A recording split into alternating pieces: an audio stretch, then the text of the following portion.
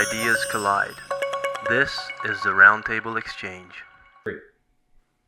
All right, y'all. Welcome to another episode of the Roundtable Exchange.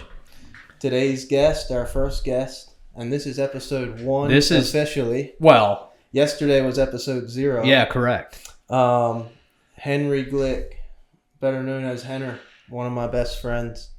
No idea what we're going to get into, no agenda. We already had a lot of good conversations. We've had conversations about a lot of different things. Yeah. Culture. Wine, food. Just oatmeal raisin cookies specifically. Baked oatmeal. Ugh. And chocolate chip. We're raising chocolate chip that we're supposed to be. No, the other way around. Oatmeal raisin that looked like chocolate chip. Yeah. What a disappointment. Terrible. It's a travesty. It is. It's a travesty. And I still, I'm going to I'm going to continue to propose the idea that anyone who thinks an oatmeal raisin cookie is better than a chocolate chip cookie, maybe not is directly a psychopath, but has psychopathic tendencies. Yeah. Okay, but how about if it's the second in the line of, okay, I like chocolate chip, but I like oatmeal raisin too. That's fine. As long as chocolate chip comes first. Well, it doesn't even have to be chocolate chip. It can be molasses. It can be a Snick. Any cookie other than oatmeal raisin for your number one choice should be, yeah. As long as the expectation of what you're biting into is either chocolate chip or oatmeal, right? I don't understand that question. Do you understand? No, neither do I. Well, you guys were talking about earlier, like you're biting into a cookie thinking it's chocolate chip. Correct, right? because it looks like chocolate chip. Right. So if you have the expectation that you're biting into an oatmeal raisin, then you'd probably be fine. Yeah, absolutely. Yeah, well, I wouldn't be because I don't like oatmeal raisin. Okay, fair. Oh, man, what a bad time to start this podcast. My mom just called me. Shout out, Mom. I'll call her in the morning. There you go. Fair enough. Well, yeah. Anyway. And the last conversation we were having before we were rolling was just we threw out 2 or 3 internet personalities we were talking about. Still Cracker, Roll Tide Willie. Yeah, Tavin Dillard. You guys haven't seen Tavin Dillard? I have not. He's this funny guy that does. Shout out Bavanda. Lord willing, a future sponsor. Let's go. We'll see about that. I'm gonna throw in a zippy. I should have done that off air, but it's out there in the public now. You could do it like RFK Jr. did it. How do you do it? Dang it! He was sitting in his Senate. He was in sitting in his Senate confirmation hearing, and he just like gets out the little pack and goes. You didn't say this is good for my in the Senate. In the Senate. In the Senate. That's badass. That is awesome. Yeah, that's pretty cool. Yeah. Well, shout out Zins. Maybe we can get. They're liberal though. I don't know if they'd. We should hit up Tucker Cross and get a sponsor with Al. Yeah. That's. Or those Upper Decky boys out of Canada. They'd probably sponsor us. So Tavin Dillard is this guy. He's this down south like redneck, and he has this thing for donuts. He loves donuts, and he's always talking about how, like a maple donut, for example, maple is a tree, and so it's a vegetable, and so it's good for.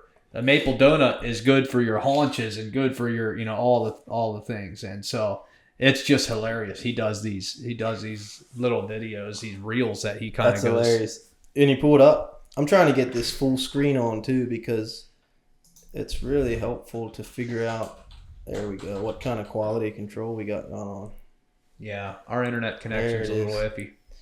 Guys, we're running with what we got. This is how we're running our cameras right here, right now. Off my smartphone. This is hot. But at some point, we're going to get our software to the point where we can run everything off of the computer, which will be off of one sweet. Central location. You hit record in one place and it's done. I'd say we're probably a day or 2 of troubleshooting away from that. I think so. Yeah, we're getting and maybe close. a few pieces of equipment. Yeah, maybe or some. Yeah, probably a camera that's compatible. And I think we're going to have to see if this software is actually going to work to be our central. Yeah, well, there's other software options. If this one doesn't work, there's always other software options that we can look at. But I mean, dude, this whole thing is dude, we we didn't freaking know what we're doing with this. Like, I've never been on a podcast before. Yeah. I've talked to plenty, but dude, I got a hard time logging into Facebook. Yeah. Yeah. You know what I mean? Like, we're running on I'm running on an 8th grade education with a history and construction, so yeah, my tech capabilities are very limited. Yeah, but we're learning quick, and we're learning on the fly. Yeah, this is fun. It's been fun. Tavin Dillard. Wait a second. Yeah, give me a second. I'm still working on pulling it up. But so you were talking earlier. I heard you when I was outside. You were talking about this Doge thing. What were you saying? Oh, so I just seen this article. Patrick Bet David posted. He's saying they're proposing a $5,000 incentive to all Americans through the money they're saving, like through the government, the trillions of dollars or whatever. But incredible. I could use it. Yeah, I mean, well, I'll tell you what. That whole thing is pretty mind blowing. I'm telling you, the money that they're finding. I mean, how many people there was a number of people they found that are over 150. So a couple of them were even over 200. 200 million. No. 200. And so I'm sorry, I should have been more clear. In Social Security, there's people that are over 200 years old that are still in Social Security system. I don't know. Where's that money going? Dang. Well, somebody's getting a check. Right. IRS, right. Baby. And there's a number. I mean, the number of people like between 120 and 150 is astonishing. So a lot of the people. So when Social Security started in the 40s, yeah. I don't know exactly. Franklin D. Be honest with you. He started it after, I think, during or after World War. Well, it was to flatten the curve of the Great Depression. Okay. So 30s. Yeah, late 30s, I think. Yeah, you could pull that up. But the idea, they were well aware of the fact that they're screwing the American people when they started it. They just hoped that there would be a campaign. They were hoping that there would be a presidency sometime along the way that could figure out how to shut it down. You're kidding. But it just continued to get kicked down the road. So apparently what's happening is people that enrolled in the 30s, 40s, and 50s and have long since been dead are still in the system. So let me ask this though: what happens to the people that are living on Social Security now if they shut that down? That's a very valid point, and I think that's part of the reason why they haven't been able to shut it down. Mm-hmm. And the reality of it is, if me and you are to pay into Social Security for the rest of our lives, and we get into retirement, we'll reap some of those benefits. Right. Unless you're exempt, like me, I'm exempt. So, yeah. Are you really? Wait, no. Yeah, you can get exempt through the church. Yeah. Yeah, I'm exempt. Dan Lapp does it. Yeah. Yeah, because you and Abe a couple years ago were trying to talk me into it. Yeah, because Squirt's exempt as well. Okay. Mm-hmm. Yeah, you save a bunch of money. I don't know how much it is, but it's probably 16% of your income. Is it really? Something like that. Am I right about that? I think it's maybe like 5-6%. It can't be 16. No, I'm sorry. I'm thinking of overall. That's probably federal. total. Yeah, that's federal. Yeah. Yeah. Well, I think a lot of the guys from our background, their perspective is they feel like they can make the kind of investments that they'll build a retirement where they absolutely don't need it. Yeah. Right. Well, I would agree. Yeah, I would too. I don't want the last thing I want is my money going into some government program where there's so much bureaucracy that my money is paying to float this bureaucracy. Yeah. And then a percentage of it is getting given back to the people. Right. It's like, that's completely unnecessary. Right. Yeah. You know? All right, so here's Tavin Dillard. So we'll see what he's got to say on this. Is that all? Whenever this undercastleates power to Apple Bear Claw. Now I know it's a nubby little hand with stubby little fingers. Probably can't play basketball or get water out of its own ear if it goes swimming. But this ain't about swimming or basketball, y'all guys. It's about your health. And look at these apples in here, keeping the doctor away. And it ain't no secret that bear's got a great sense of smell. It's the Apple Bear Claw. I smell a winter. Never this undercastleates power. Looks good. Oh, dude, he's funny. I could eat that thing right now. Yeah, I mean that looked tasty. He's funny. All right, so Behold the maple glaze. Now, I didn't go to school for donuts. I ain't a donut. I was just nothing like that. But I will say that a maple tree basically eating a salad with this thing right here. And it looked like a belly button that belonged in your gut, so it's good for the gut health. Let's get it. Hey, I like that theology. That's This good. guy is funny, man. You guys need to follow him. He's funny. Hey, mindset is everything. Yeah, he might be able to keep the fat off with just that alone. You know? He might be onto something that we don't I'll tell know you about. what, it's interesting how everybody, everyone's body is different. And just, dude, I know people that don't really care about their diet and they're in their 50s and 60s. And we talked about this earlier. Like my grandpa, for example, and I didn't share this at dinner, but my grandpa, he's in his low to mid 80s now, and he's old. He's never been heavy. And he didn't really care about his diet. He just ate whatever he wanted to eat for the most part. And then there's other people, as soon as they eat a little bit of something, it's like makes them sick for 2 weeks. It's just interesting. Right. How much do you think does that come from just his DNA and just his lifestyle of working not like 24/7? Yeah, genetics probably play a part. He's probably got super good metabolism. Well, that would have to be a part of it. Yeah, it would have to be. On a different note, Henry, you probably didn't expect me to bring this up. I'm curious, Ray, if you know this story, but would you care to enlighten Ray on your the past of your gambling proclivities? You're saying you're saying the $300-some million that I won, supposedly. Yeah. Well, do you know this story? No, I do not know this story, dude. I don't know how many years ago. It was a few years ago. There was I think $300 or $400 million won at a gas station right near our house, and over the same time, my dad bought I don't think it was like a $2 million farm, and so somehow this rumor started that I won this $400 million, and that's how my dad afforded this farm, and then it went on for probably a year. I had people asking me if I won the lottery, and news reporters showed up at my house. You're kidding? Yeah, it was like for real. And I don't know who the guy was that won the $400 million, but he was scot free, just enjoying the money. But I mean, I joke too. It's like if I would have won the $400 million, I would never tell anyone. That would be stupid, right? So maybe I do have $400 million. Well, I tell you what, if you did, you're good at hiding it because I haven't reaped the benefits. Yeah, I mean, you'd probably have to sign an NDA, but I'd give you something. He could sponsor our studio, bro. Yeah. I mean, you could send it anonymously. That's fine. Right, just anonymous tip. I'll give you my address before you leave. Yeah, that's great. That's great. That's funny, next week, there'll be did you buy a lottery ticket? I mean, I've bought some over the years, won small amounts, but I've never won $400 million. So I didn't win one. I don't think I had a lottery ticket at that draw. Or anything. Okay. So, yeah. That was my question. Yeah, no, I didn't. It's a funny story now, but I remember at the time that was the narrative. Was that Henry Glick won all this people money? Believed it. Yeah. I didn't know because I didn't know you that well then yet, and he just bought a new SRT Jeep. Right. Oh, that didn't help either. Yeah. But I don't think it was funny to you at the time.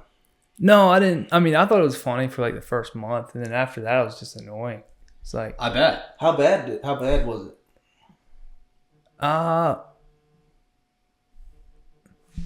Is that me? Nah, it's me. It's our buddy Marv. Ah, dude, we could almost pick it up. Wow, I'll call him later. We'll call him on the break. Yeah. It kind of got under my skin there because people didn't believe me, and I was just kind of having fun with it for the first couple months, and then after that, it's just I never really thought about a whole lot how it made me feel, but yeah, that is funny. Yeah, that is funny. Looking back now. Mm-hmm. Well, dude, Henner, it's really good to have you on, dude. It's good to be here. Yeah.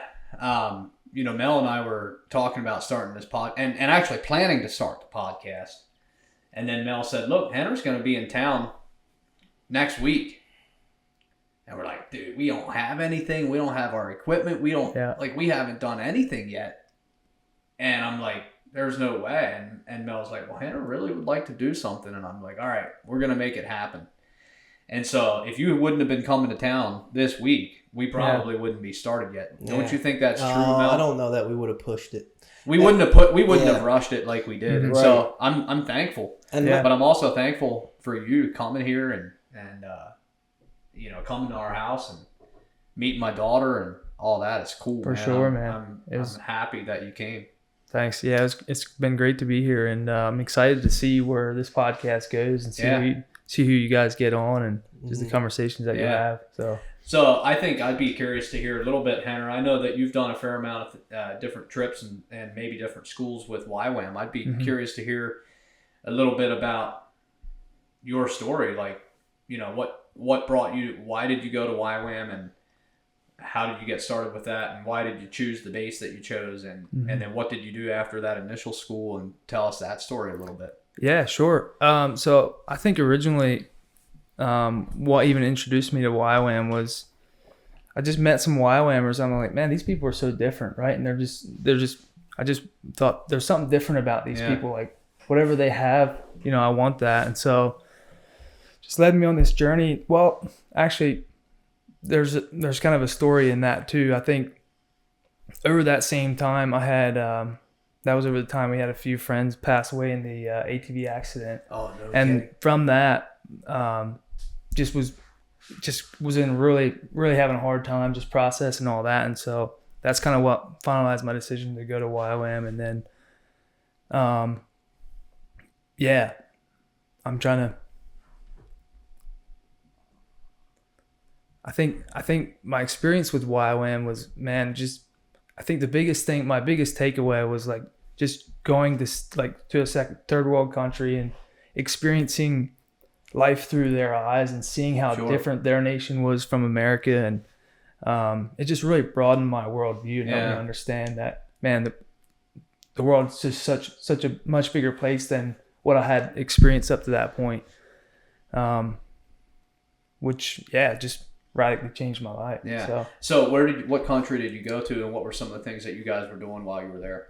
So the first country I went to would have been Panama, and there was a lot of just serving the community, working with like government housing projects, so like widows, orphans, that kind of thing. Wow. And then just helping work with kids and that kind of thing. Yeah. So. And that was the first one. What about after that? So the second trip would have been Tanzania, which I guess that was even more of like a third world country. And that there we just got to see a lot more poverty, just a lot more brokenness. People living in mud huts with literally next to nothing. So it was just really cool to go. They were happy. Yeah, they were happy people, right? We'd visit them in their huts and just spend time with them, have conversations, sing songs. And they're generous too. Yeah, very kind people. Yeah. Very kind people. So, yeah. That's cool. And how long were you involved with YWAM, and how many different schools did you do through them? So initially it was a discipleship training school was the first one, and then the second one would have been called the School of Evangelism. Both are 5-month schools with a 2-month outreach.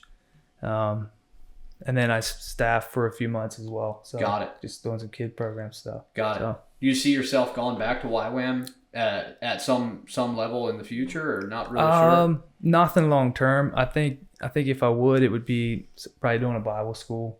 Okay. Just SBS or something? SBS. Nice. School of Biblical Studies. Yeah.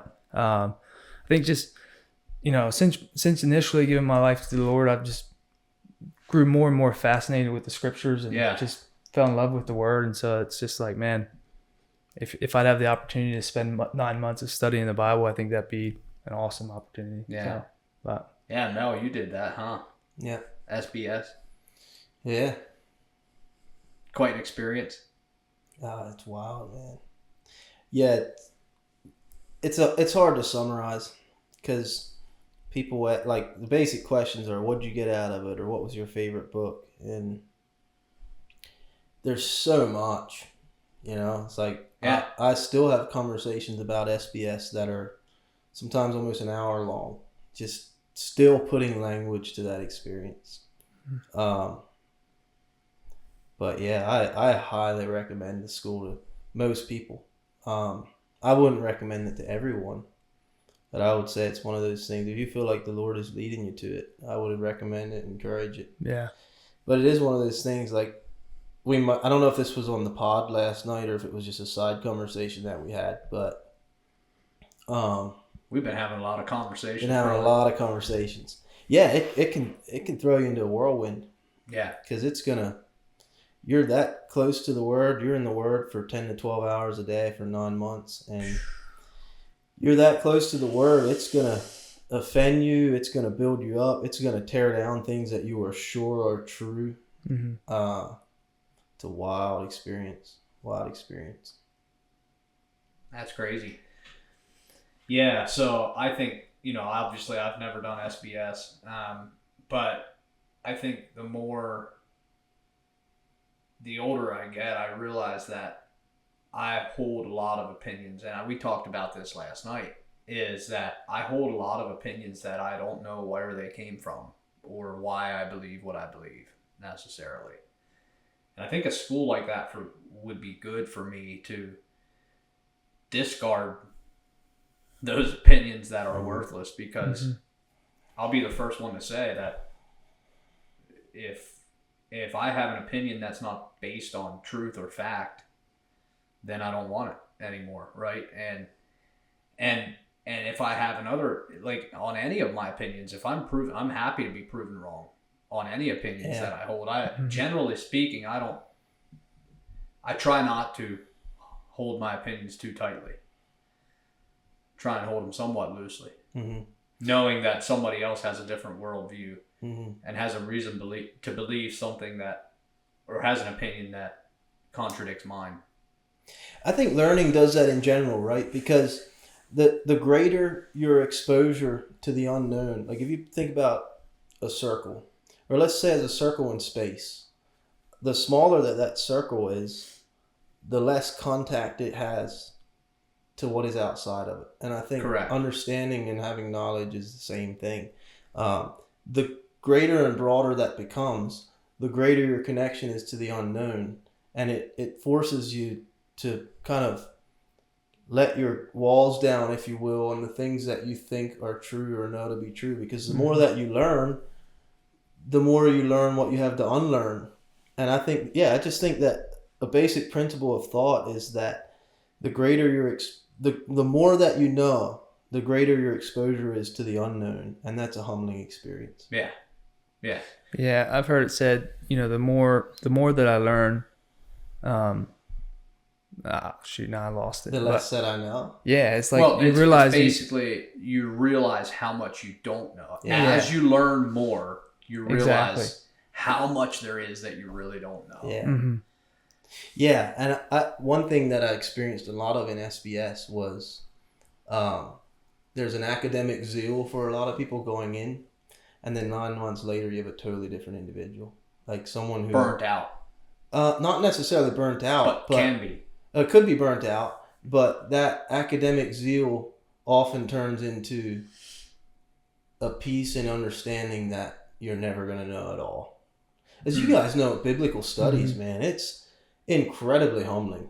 Like you just sit down and read a commentary on the book of 1st and 2nd Chronicles, just whatever, read a page on a scholar. It's like, all right, man, this guy is like, I'll never have it figured out. And me and you have had these conversations so often in the last year, just coming to this conclusion of that was never the point to have it all figured out. And I think that was a great experience for me in my journey of biblical studies, is losing that pressure to know to know all of what I believe, or that I need to know what I think about certain things. One thing that was pretty cool for me to see was a lot of the speakers that taught in SBS that I really looked up to. And most of these guys were guys that were well-versed, like guys that have been in biblical studies for 10 to 40 years, some of them. And most of those guys, someone asks them a question that they don't know the answer to, their response is, I don't know. They have no pressure to stand up there and try to formulate an answer about something they actually don't know about, or to dig around with within what Some they do. abstract, Yeah, philosophical. sure. Yeah. That this student asked me an answer, I should answer that. It's like that. There's a humility in those guys. Just be like, yeah, I don't know, not that big of a deal. Huh. That was interesting for me. I Yeah. bet. Yeah, I think even going like you could even use the illustration of like traveling or I think like for me at least, the more I travel, the more I realize that like God's so much bigger than my worldview, right? Because of all the diversity and just how different the world is from place to place. Yeah. And so I think it's a similar thing. Like the more you experience, the more you see, Yeah. the less like it's like, man, God's so much bigger than my beliefs or my worldview. Right. And it's like all these other people live so much, different lives. And so it's like it stretches you in a way. It does, and Yeah. I think that openness being cultivated is important, because the more openness we have, the greater our capacity is to take in new things. Mm-hmm.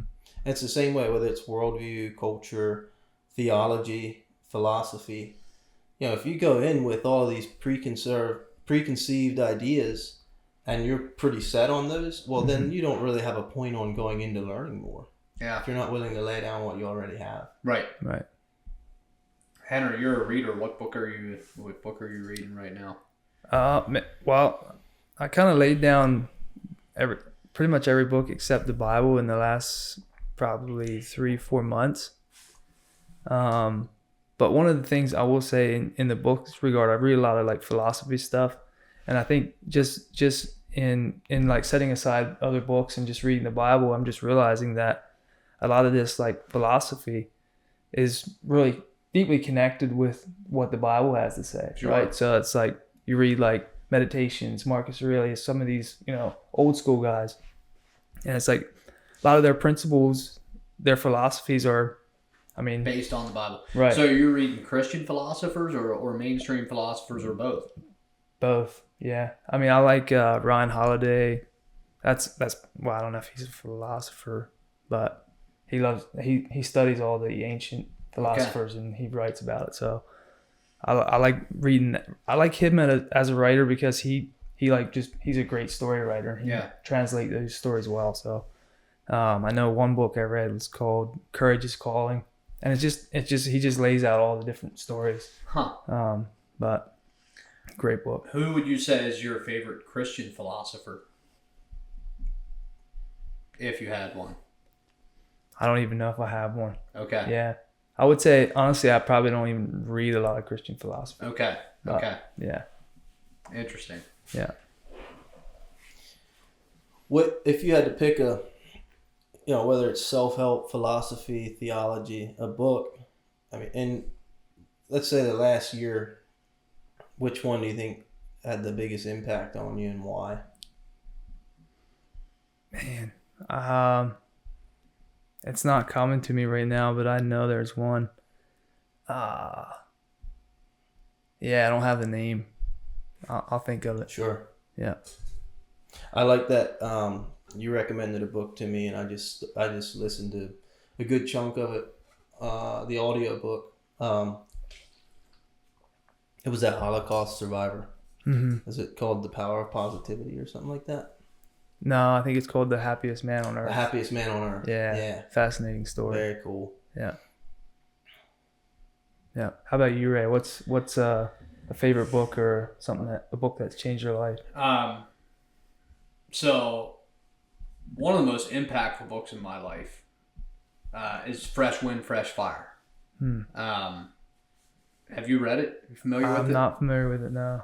So it's about the Brooklyn Tabernacle and how that all started. Okay. Well, Jim Cymbala and his wife, they were asked to be the pastors there. And they had a fledgling little crowd. And there was, a couple old people in the church, and that's about it. And him and his wife were pastors at 2 different churches trying to make a living and traveling from New York City to a church in Jersey, lead pastoring both churches and still barely getting by. And he started doing these, I think it was like Wednesday night prayer meetings at the Brooklyn Tabernacle. And people started showing up. And the church started growing. And prayer was the number one thing. They'd get together and pray, and the church just exploded. I mean, there's very few people who haven't heard of the Brooklyn Tabernacle, right? It's massive now. But it's just an incredible story of how when they put prayer first and they became a church of prayer.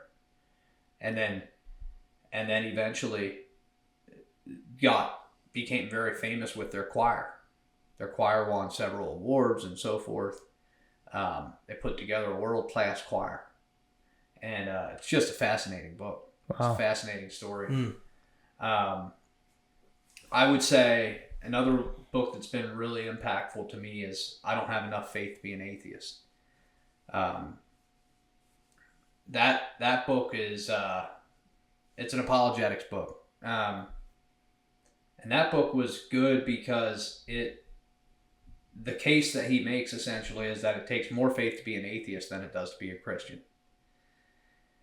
And he lays it out very well, and it's a very well written book. It's actually two people, Frank Turek and Norm Geisler, co-wrote the book. And tremendous work. I mean, I loved it. Couldn't put it down. I read it in like 3 days, three evenings. So I would say those two were really impactful to me. Those are certainly two of the more impactful books that I've read in the last several years. In terms of just interesting books, I read a book last year that was really eye-opening into the current issues in the Middle East. And it was called The History of Islamic Political Thought. Oh, wow. Very hard read. Don't recommend it to anybody, really. I mean, it's great if you like that kind of thing, but very hard to read.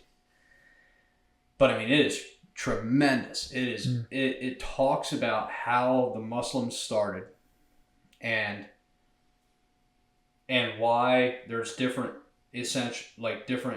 types of Muslim. Now there's Sunnis, there's Shiites, there's these different Muslim sects, right? And why it started that, like how that started, and it goes all the way back to about 650 when the Muslims started, and then talks about how they essentially conquered cities and nations even throughout the Middle East as they built their religion by coercion. And it's fascinating historical work. Really enjoyed it. So, kind of what has happened in the past in Northern Africa, and this is starting to be what's happening in Sub-Saharan Africa, is that these countries are becoming more and more predominantly Muslim government. Is that still happening today? Is a lot of it coercion and by force, or is that just by enough of people within those societies and cultures adopting this ideology? Well, I mean, I think it's some of both. The way I would see it, I think it's some of both. Mm-hmm. I mean, it is true that the Muslims do try. At least we have seen it happen several times where they've tried to essentially take over Christian towns or communities or so forth, and force this Islamic ideology on a population. Mm-hmm. With that said, I'll just be clear: the Christians have done the same thing in the past, right? Mm-hmm. And so I'm not saying that all Muslims are bad because of that, right? Yeah.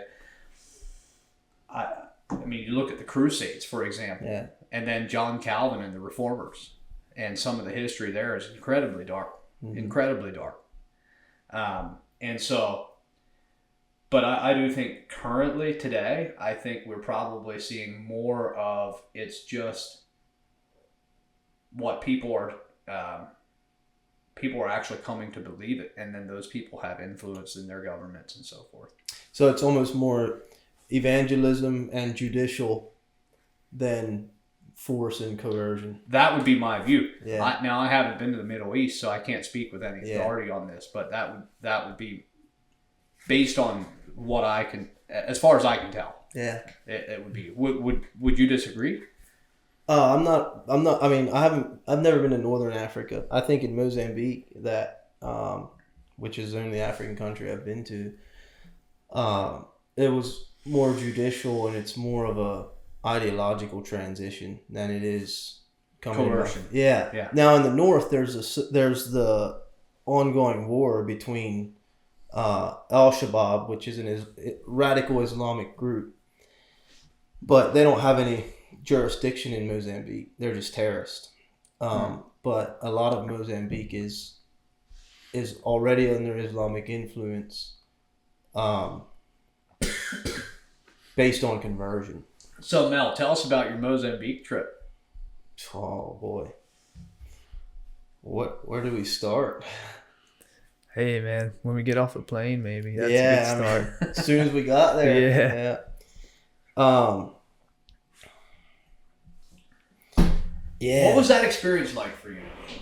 For me? Yeah. Tell us about it first, I would say, and then we'll get into some of that. Like, tell us the historical account of what happened. Yeah, that can be a long story, but 30,000-foot version is that we fly into Mozambique. We're working on building an education center, and we no more than get off the plane and our passports get confiscated. And then we're under government surveillance for, in reality, it was probably only a week until our case started to get deeper and deeper into their legal system. And within 2 weeks, the state of Mozambique was pressing charges on 4 different criminal counts. I can't remember what those all were word for word, but one of them was related to terrorism. And then the way that we won the case, we settled outside of court because we had a really good lawyer. And he was a man of justice, and I think he was incorruptible. Personally, for me, I just kind of came up with the language for this in the past 2 weeks, actually. And I think something that was happening to me emotionally was that there was 5 of us, me and Henry and 3 of our other friends. And I think each one of us was having our own personal wrestle in those 4 weeks. And it was hard. So it was about 4 weeks that you guys were there under government surveillance for 4 weeks. On probation. 4 weeks exactly, to the day. And I think what was happening for me was we all had our individual wrestle. But for me, these being my best friends, I was the one that had coordinated the trip and gotten the team together. I was having my own wrestle, but I think there's a part of what all the other 4 guys were going through that I was feeling that as well. You felt a weight of responsibility. Yeah, a lot. And yeah, it was one of the most helpless feelings I've ever had in my life. And it was a lot at stake. There was a lot at stake. And the reality of it was that if we were to get convicted of what they were charging us with, there was no reason for us to believe that we would ever see the light of day again. That was the reality. What was the sentence? What was the sentence you guys were faced with if you were convicted? We didn't know what that was, but we just the only information that we had from local missionaries was because there's 9 states in Mozambique, and Cabo Delgado, which is the state we were in, they're in a state of war since 2019, and we had local missionaries that would come see us, or people were texting me on WhatsApp or calling me and giving us these stories of how they handle terrorists or what they do to international threats. And it's pretty much execution. Wow. So I was trying to find the balance between remaining hopeful. I remember evenings I'd go out and I'd be on my phone often for 2 or 3 hours at a time, sometimes longer than that. Whether it was talking to there was a woman or a husband that worked for the CIA that I would talk to about every day or every 2 days. They're still currently working for the CIA. Her husband is. She was retired. She was pretty much a full-time missionary at that point, but she traveled with him, and as his accomplice, she was able to use some of her clearances to help people out of really bad situations. So I talked to them. How did you get connected with them? I did SBS with an older guy in Kona, and so one of the first things that we did is we started to let people that we know throughout our journey with missions in YWAM, we started reaching out for people to start prayer groups for us. And we came to find out there was thousands of people all over the world praying for our situation. But there was this, his name's Eddie Carter. I did SBS with Eddie in Kona. And he was just thinking about this situation and if he knows any human resources. And he lived in Colorado for 20 years, maybe, something like that, 20, 25 years. And he remembered that this couple, they both worked in the State Department, and they were in a church that he was a part of. So he gave me their number. She was in Israel at the time. Wow. So I would talk to her, if not every day, every couple of days. I would talk to the U.S. Embassy every day. There was a lady at the U.S. Embassy. She was very helpful. I'd talk to her every day. U.S. Embassy in Mozambique. In Mozambique. And I had a couple conversations with the Navy Guard, and they were able to give a little bit of reassurance if we'd have been in like a terrorist attack situation, but because this was a legal case, there wasn't really anything they could do, because their bylaws and their agreement with the Mozambican government is that they can't meddle with internal affairs. So the best thing that they could do is try to oversee and just communicate that they're observing for any kind of corruption, but their influence was minimal. But then other conversations would be with like Dave Smooker, who was our coordinator on the ground back in the States. And then I'd talk to family, and people would send me some random numbers of human resources that they thought might be able to help. But yeah, I think it's hard to summarize my experience. It was stretching. Looking back now, that's one of the best things that ever happened to me. Wow. Like, I would not trade that experience for anything. There's so like solid gold that came out of that for me. And I think we could probably all say that at this point. Yeah, I mean, I would relate to that as well. I was going to say, would you share a little bit from your perspective what that trip was like? You know, what you experienced there, and you know, how you handled it all.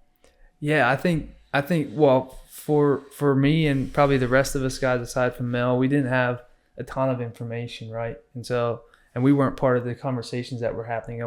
You would share, and we would get bits and pieces, and then we'd kind of but I would say, I mean, it was just a wrestle of being frustrated, just wanting to get out of there, like we got to make something happen, and then just like processing that with the Lord. So it was just a lot of ups and downs, because like, you know, the second weekend we were there, we were supposed to fly out that, 2 weeks later from when we arrived. And so, we show up at the airport, we're like, man, we didn't really feel like they're going to let us leave. And it's like, yeah, we're just in faith. We were like, yeah, we're leaving today, and sure enough, they wouldn't allow us to leave. And then again, like a week later, it was like, yeah, they might give us our passports, or they might, release us, and show up again. And it's like, nope, nothing happened. And so it's just like these ups and downs of like kind of getting some hope. And then it's like, man, we might be stuck here forever. And then just like processing that with the guys, and then with the Lord as well. So I think in that, like Mel said, there's just a lot of gold as far as like in that relational equity with the Lord. Yeah. Which was the best thing that could come out of that. Your brother Squirt, he was a champ. He was kind of the voice so I freaking love that kid, man. Oh, he's so awesome. Yeah. Shout out Squirt, man. I know he's going to listen to our episodes, and man, I miss that kid. I'll get to see him in a couple of weeks. But on day 10, I got to have a meeting with immigration. And the commissioner of the whole Department of Immigration in Cabo Delgado, he was out of town or something. So it was second in command that I got to have a meeting with. And I went in and we had a verbal agreement that we'll show up on the airport on Saturday afternoon and they're going to show up and immigration will hand us our passports. And I'm like, why? Ideally, I'd be getting our passports today. I know they're here in a safe somewhere. And you just got to take my word for it. I'm like, well, can we get a written agreement? No, we're not going to do any kind of written agreement. You got to take my word for it, and we're going to come. We're going to have an immigration officer hand you your passports. Yeah. Well, we saw immigration officers walking around at the airport on Saturday afternoon, and our translator is trying to have a conversation with one of the guys, and then soon our translator got a phone call from, well, actually, he wasn't even our translator. He didn't speak English. Right, yeah. Jimmy. Yeah. Yeah. And he wouldn't tell us what's going on. Well, he had a hard time figuring out what was going on too. So, Yeah. But they called Jimmy, and Jimmy got the translator to tell me, like, hey, they're not bringing your passports. There's a problem. And our plane takes off in an hour. So I'm like, I told the guys, I'm like, hey, maybe you guys were there when Jimmy said that. I don't know. We were. Like, we got to go downtown. So I hop on the back of his dirt bike, and we rip downtown as fast as we can get there. Run into the Jimmy. Okay, that call to Jimmy was from what's that office called, Henry? It was basically the district attorney's office. Okay. And they called to tell him that they're pressing charges. So we went down to the district attorney's office as fast as we could get there. Ran in the front door. We got to talk to such and such. They're like, our office is closed for the weekend. It was a holiday weekend, and we can't do anything until Tuesday. So I'm like, dude, how am I going to go back and tell these dudes that we're not leaving today? We had built up all this faith, like, we're going to get out of here. And the thing was, you're on probation, so we can't leave the city. And where we were going to do our work was on the other side of the country. We were going to take a bus ride from Pemba, the city we were in, to the other side of the country to do our work. So we're in a city with no objective, no mission. So we literally sat around for about 2 weeks. We go out to town or play with some of the local kids when we could. But we weren't really supposed to be doing anything. No, we weren't really supposed to get out of the house. We weren't supposed to leave And the you played house. Settlers of Catan, I heard. Yeah, we played so much Catan. Hours. Yeah, and we would work out and we'd run up and down the beach and play frisbee with the kids, go to town when we could. We usually took turns going to town. But what was your question? I was getting somewhere with this. Oh, Squirt. He was kind of the voice that was like. So we had our guest house scheduled for 2 weeks. So when we left the airport, we didn't have anywhere to go. And we weren't going to go to a motel. So the orphanage that had the contact that we were working with, he's like, well, we got a old building here. We'll fix something up. So we went back and they started clearing some rooms out, threw a couple mattresses, fans down. This is like an old, just think of an old African building. It's exactly what it was. I mean, It's just a concrete building. yeah, there's rats running around in the rafters, and it was cool. We didn't mind that part.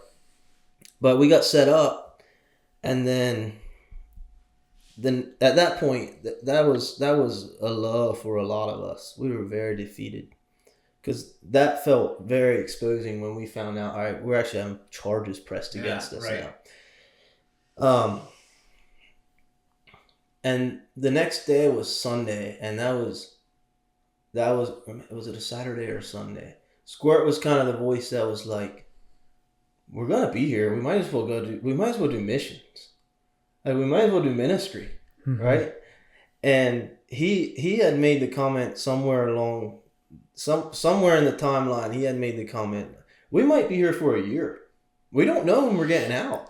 Yeah, and all the rest of us like, heck no, we're getting out. Yeah, we're getting out. Dude. Don't speak that over us. But it was really good to have a reality check of like, we can't do nothing.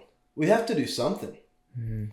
And what we did, we started doing ministry. We started going door to door in the villages, praying with people, And obviously the people at the orphanage, they knew the community, so they knew people who had just lost family members or people who were sick that we could go pray for.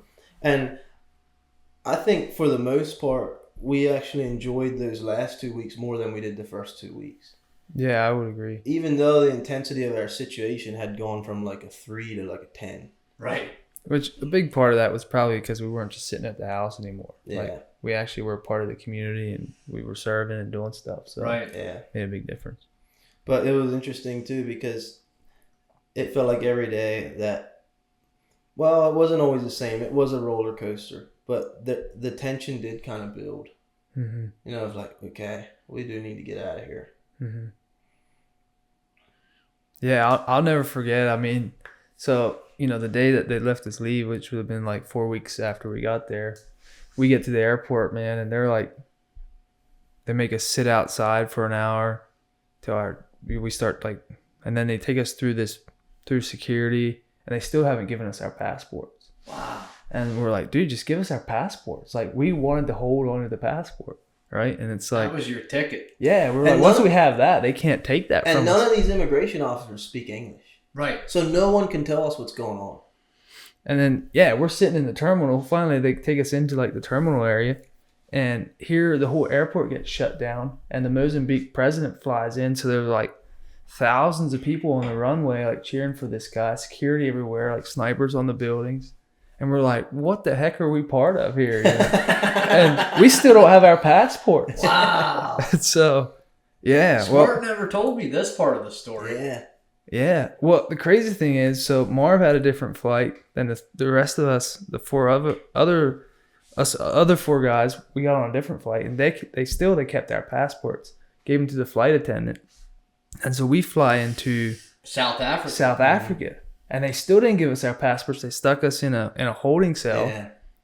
and we're like, what the heck? Like, just give us our passports, right? So you get to South Africa, you get promptly escorted from the plane to a holding cell. Yeah.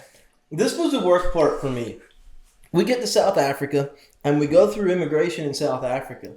And we walk off the tarmac into the airport, and we're going through security into the terminal. And there was these two South African dudes that they were super cool. They're talking to us. They're just excited to meet someone who speaks English or whatever. I don't know if that was why, but they might speak English there anyway. But they're like, yeah, where's your terminal? Where's your connecting flight? And then this other immigration or security lady comes over, and they start getting into a fight. And I'm like, what the heck is going on? Because we're like, there's a lot of trauma involved in this. Yeah, we're still pretty freaked out. We're psychologically fried. And I'm like, what the heck is going on here? These people are arguing about what to do with us. Not in our language. And they didn't know. I don't think they really knew what to do, because they didn't have clear orders from anyone. It Yeah. didn't seem like. Then this immigration dude that was really cool with us is like, I guess you got to follow me. Like, it's going to be okay, but you got to follow me. We follow him to airport security. They stick us in this holding cell. There's a group of like Tibetans in there. There's a group of Middle Easterners. There's a lot of Middle Easterners. And then there's a couple of Nepali dudes. And it looked like everybody in there was getting deported, but we didn't really know what's going on. So, and no one communicated with us with what is going on. The one lady that was working at this holding cell just said, we'll come back and get you when it's time. Yeah, we sat there for like 2 hours. Yeah, we're like, well, our flight is in 2.5 hours. What do you mean? Like, you'll come get us when it's time? Like, it's kind of time now. We got a flight to catch. But I'm kind of freaking out because I'm like, I thought we're not out of the dark yet. And I think we all felt that a little bit. Right. We didn't know. We didn't know. Right. So I went into a little bit of a defensive mode, and I started looking up attorneys in that city. Because I don't know what's going to happen here. And I'm not about to speak for us to some government official. But then it kind of blew over. It turned out it was part of the deportation process. And after 2 hours of just kind of sitting there, just really... So when you guys left Mozambique, you didn't leave. They deported you. Well, Yes. They put us on a plane and gave us the passport. But it was in their eyes. They were deporting you guys from Mozambique. Here's the interesting about that. So Marv got on a different plane, and the flight attendant that took his passport, as soon as they took off, she just handed him the passport. Yeah. And it was like, well, because I don't think they had clear rules or anything, any kind of process that they were supposed to follow. It was just like, they don't know what to do, so this is maybe what we should be doing. So they kept their passports. Meanwhile, they gave him his. So it was just, crazy. We had one paper that said, send these individuals back to their country of origin. And then they had a yellow packet that was exchanging hands. And those packets had our passports in. We didn't get our passports back until we were on a United Airlines flight on the way to New York. From where? From South Africa. From South Africa. Yeah. Wow. Is this a good spot to pause and take a break? Yeah, we can. Great spot.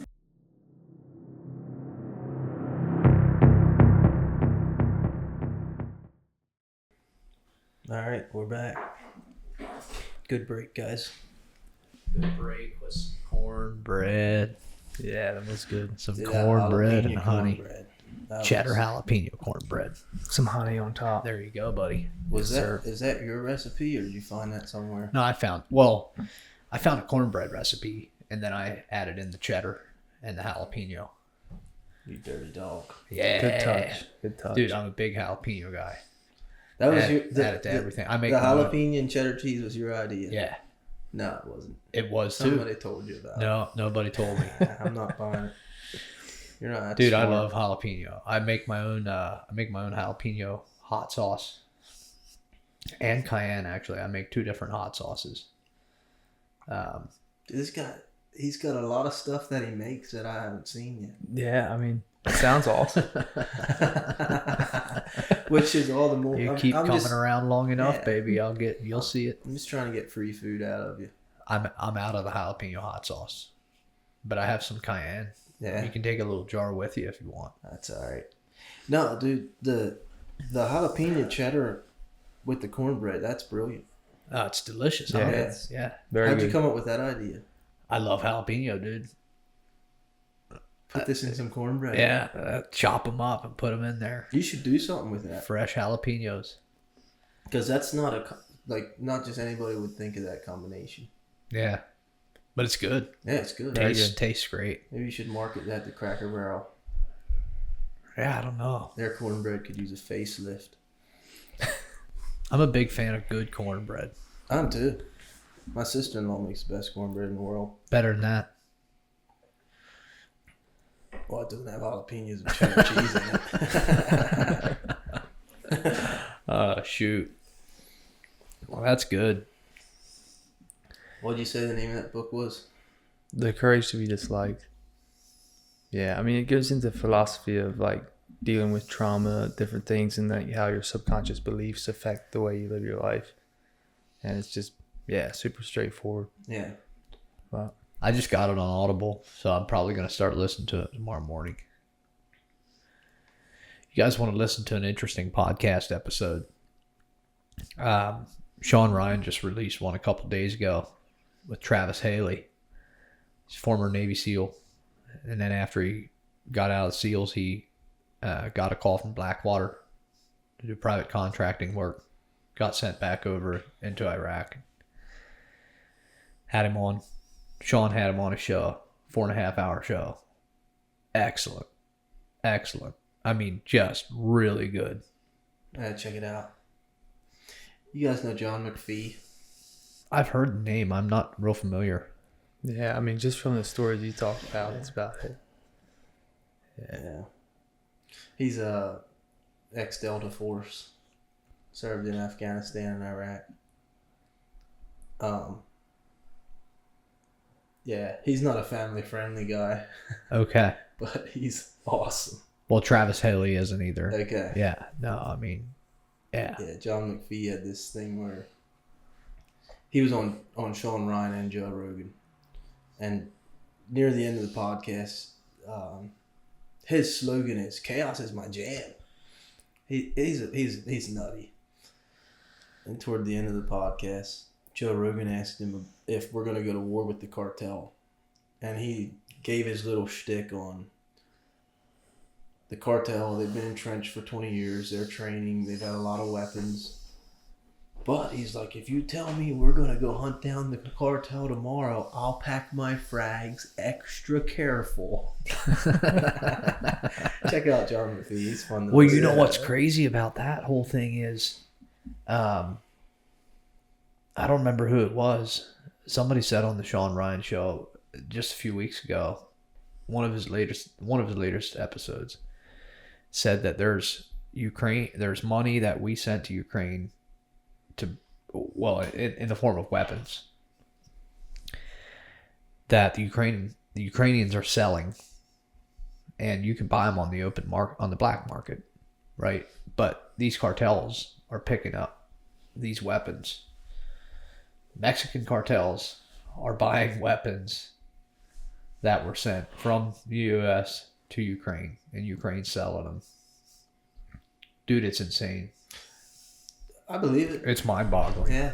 This guy said, I know for a fact this is happening. He said, they'll tell you it's not happening, but I know for a fact. And the problem with the idea of going to war with the cartel is that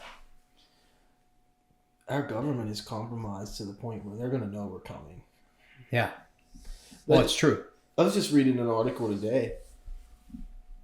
This came out either Saturday or earlier this week that we were talking about it on the way up. Mm-hmm.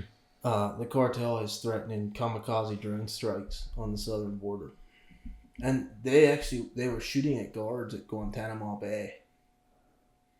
There was I don't know if it was a general or Marine guard that did an interview with somebody. It was very recent, within the last couple of days, that Trump gave an executive order to take complete military control of Guantanamo Bay. Yeah.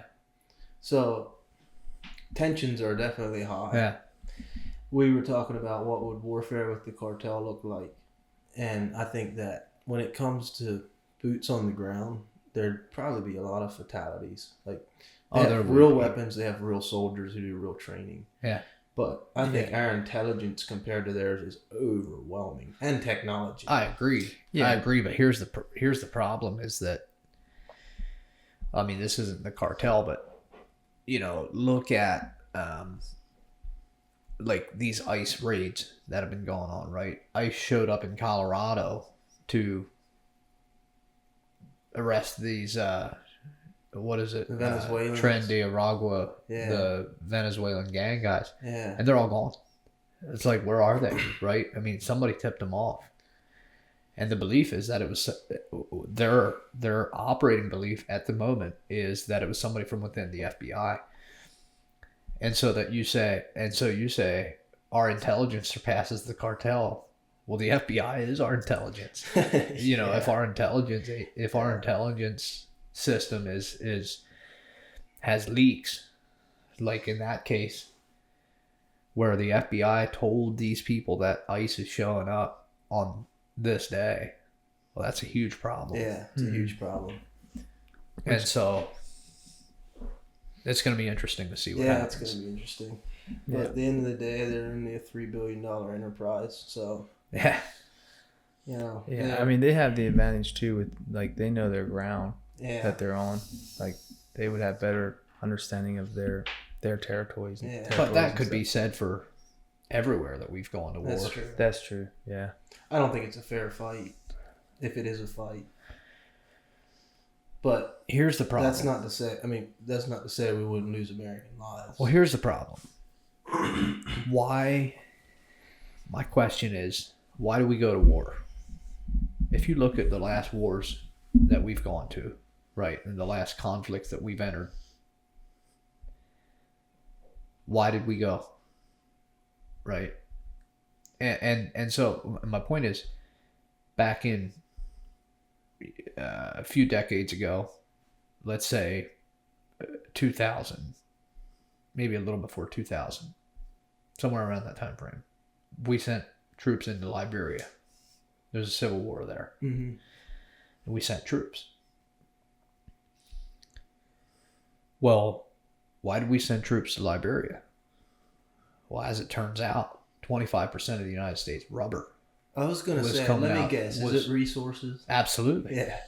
Yeah, Well, it could be political allies too. Well, it could be, but it's not. I mean, it's Liberia, right? And so 25% of the United States rubber was coming out of Liberia, and so there's reason to go in there and protect that resource.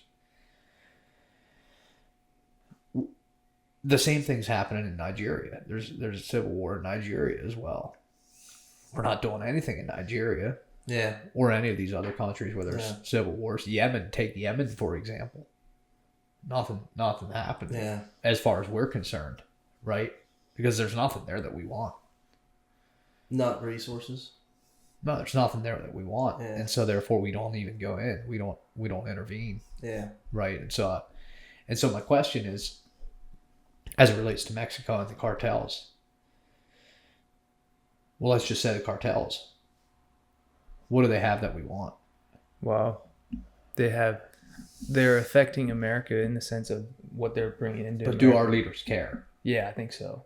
I think the new administration does. Maybe. That may be true. Here's the thing. I think the public is pretty well aware of the fact that war is a business. Yeah. And well, I mean, all you got to do is look at Halliburton back in when Dick Cheney was vice president, and he had been previously the CEO of Halliburton. Yeah. KBR. Yeah. So here's the difference for me. I think there is an element that can be justified when it comes to protecting your country's economy and your country's overseas resources. Where I think it starts to become an issue is when the Dick Cheney thing. Who's benefiting? Arms manufacturers, weapons manufacturers. That's a problem. Well, and logistics companies, which is what Halliburton was. Right. Like they're on the military base, on every military base in the Middle East, for example, the dumpsters, everything from the dumpsters to the tables to the folding chairs, everything's got a stamp on it. Says Halliburton. Yeah. And to the workers who clean the base, who empty those dumpsters, they're all Halliburton employees. Mm-hmm. Right. Yeah.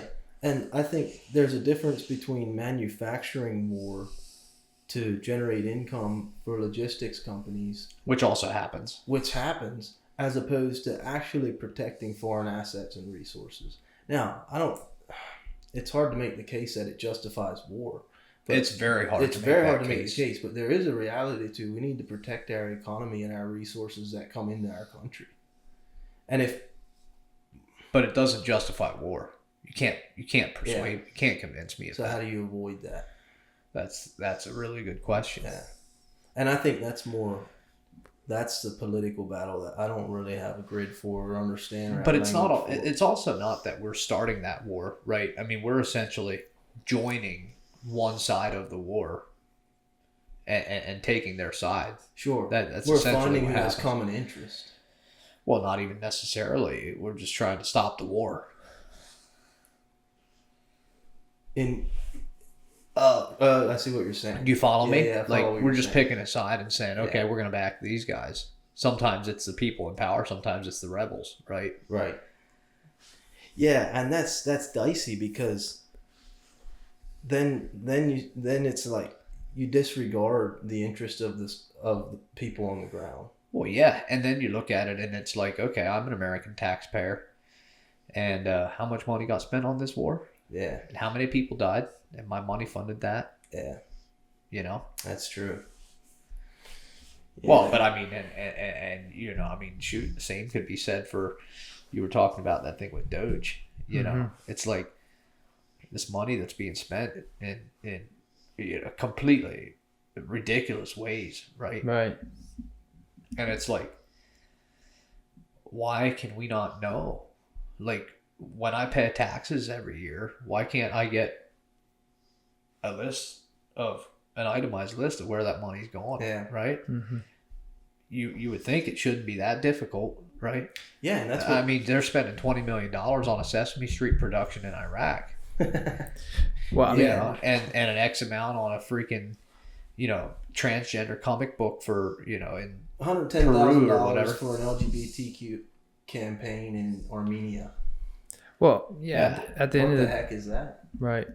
At the end of the day, the government is a business or an organization as well, and so they should be held accountable for their expenses and for their stuff. Well, that's essentially the problem with USAID, right? And why Trump took them down is because there was zero accountability, and there's people who from inside that organization saying now, like, we worked there for years, and from the time I started working there was this kind of idea that we're not accountable to anybody, right? And so it's like, okay, is USAID, if you think there's a swamp in Washington, let's say, for example, what is the deepest part of that swamp? I would suggest that the deepest part of that swamp, as far as an agency, as far as one individual agency might be concerned, probably is USAID, right? I think it could be as deep as the Federal Reserve. But that's not a federal agency.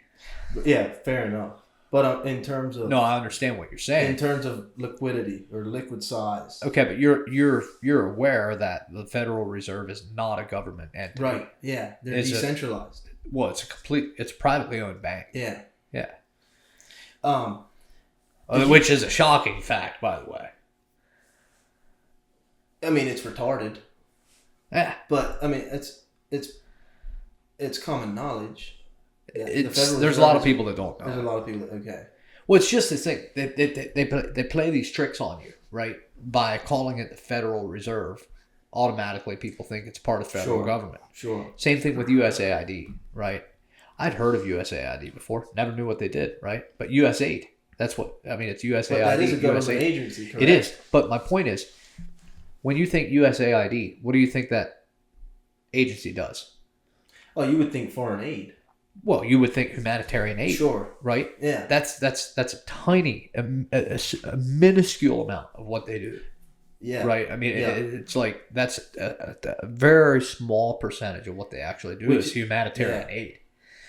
Which is what is being exposed. Right. And so my point is they play these tricks on you with the names. It's like, okay, we're gonna call this agency the United States Agency of International Development, USAID. USAID. The people will think it's just humanitarian aid, but here we're going to be doing all this kind of stuff. Same thing with the Federal Reserve. Hey, let's call it the Federal Reserve so that people don't know that it's not actually a federal entity. Yeah. It's privately owned. Yeah. You know, and they play these tricks on the general population. And yes, you're right. The information is out there. It's freely available. It's readily available. But the problem is that people don't know how to find it. Right? Or don't even think to find it. Yeah. Maybe. Yeah.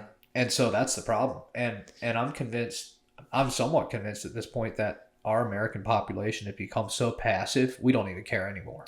There's a truth to that. Because we don't believe that we have the power to change it. I think that there's a time in history, well, especially... I guess it's probably something that ebbs and flows, but the general public was more engaged in general politics at certain times in history than they are now. Maybe not. Maybe we're like on the upper end of a curve now because we're in an election and it's very polarized politically. Polarized. It's a very polarized political environment. But if you can put yourself a little bit into the social mindset of during the Revolution and the Civil War, the general public was very engaged, and most people were very aware of what sides they were on and why they were on those sides. And now that it's like you said, it's polarized. It's a polarized political environment now, but I would say. In between campaigns,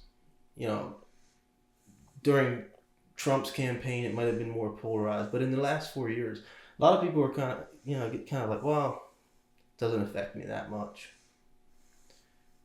I'm not really making a specific point other than just.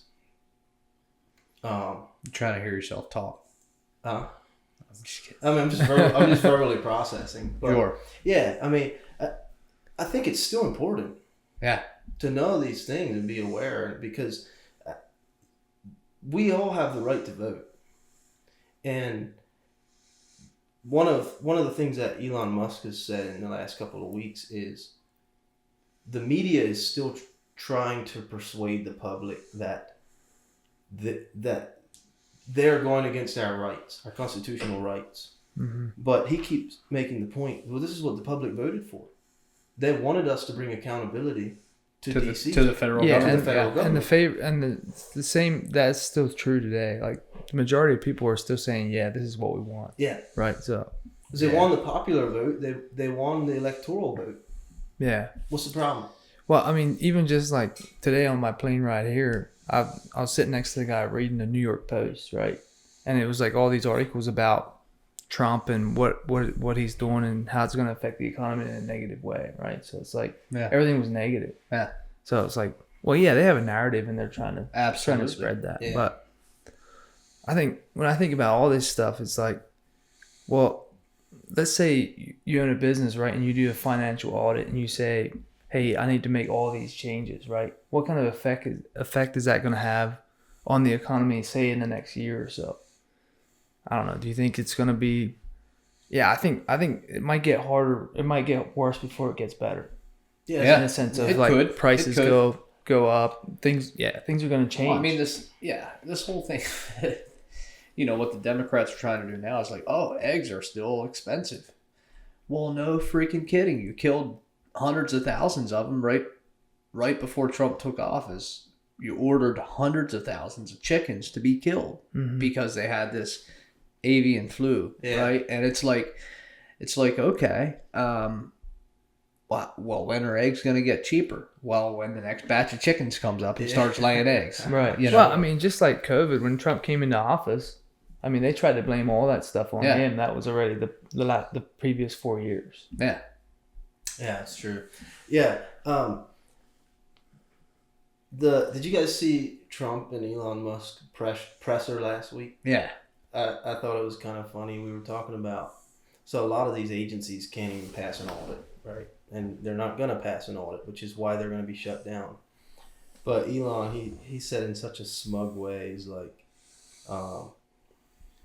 we just find it interesting that a lot of these politicians and bureaucrats are on a couple $100,000 salary, and they start these agencies and they become multimillionaires in a really short time.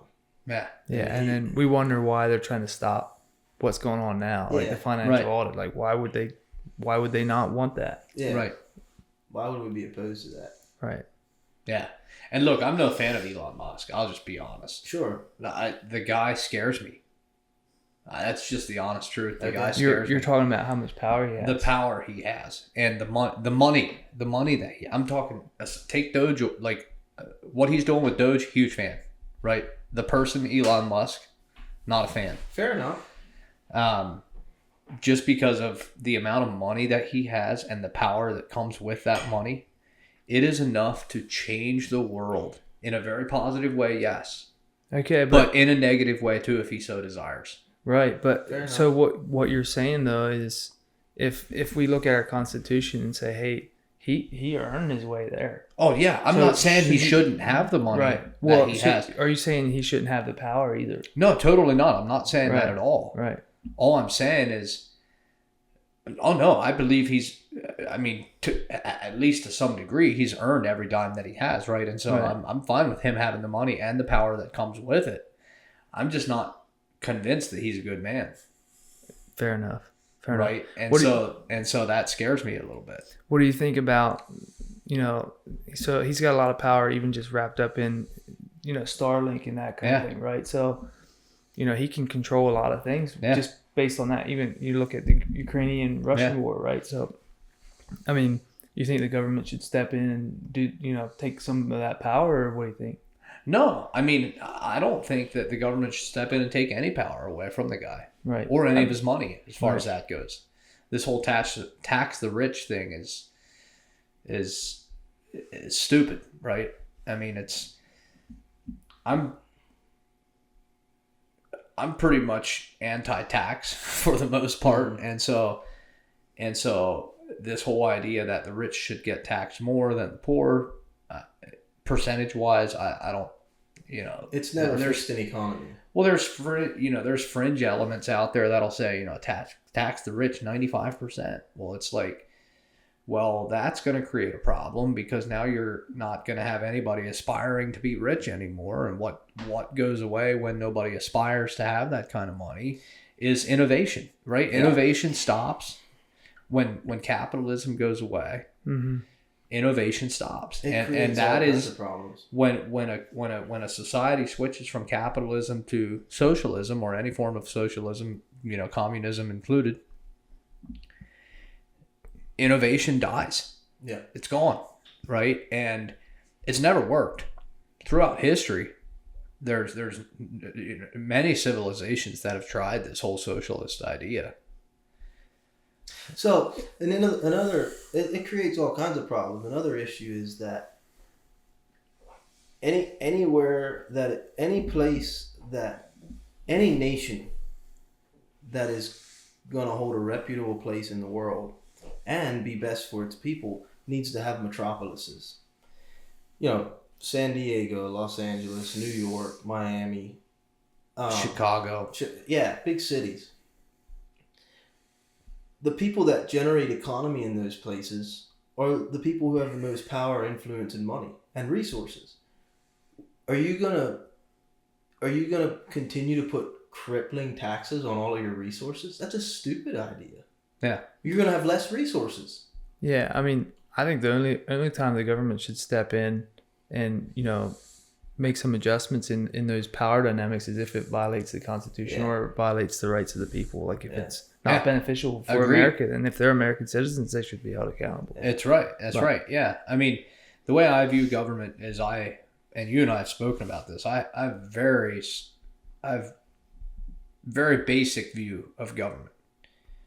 A government should never take away my rights, my God-given rights, but a government is put in place to protect them, right? And that's what our founders envisioned, is that these rights given to us by God shall not be infringed, right? First Amendment, Second Amendment, Third Amendment, Fourth Amendment, Fifth Amendment, all those things. They are rights given to us by God. And the Constitution is not to tell us, it was not put in place to say, you have these rights courtesy of the American government. Mm-hmm. The Constitution was to say, you have these rights given to you by God himself that nobody can take away from you. Mm-hmm. And we as a government recognize that and will protect that.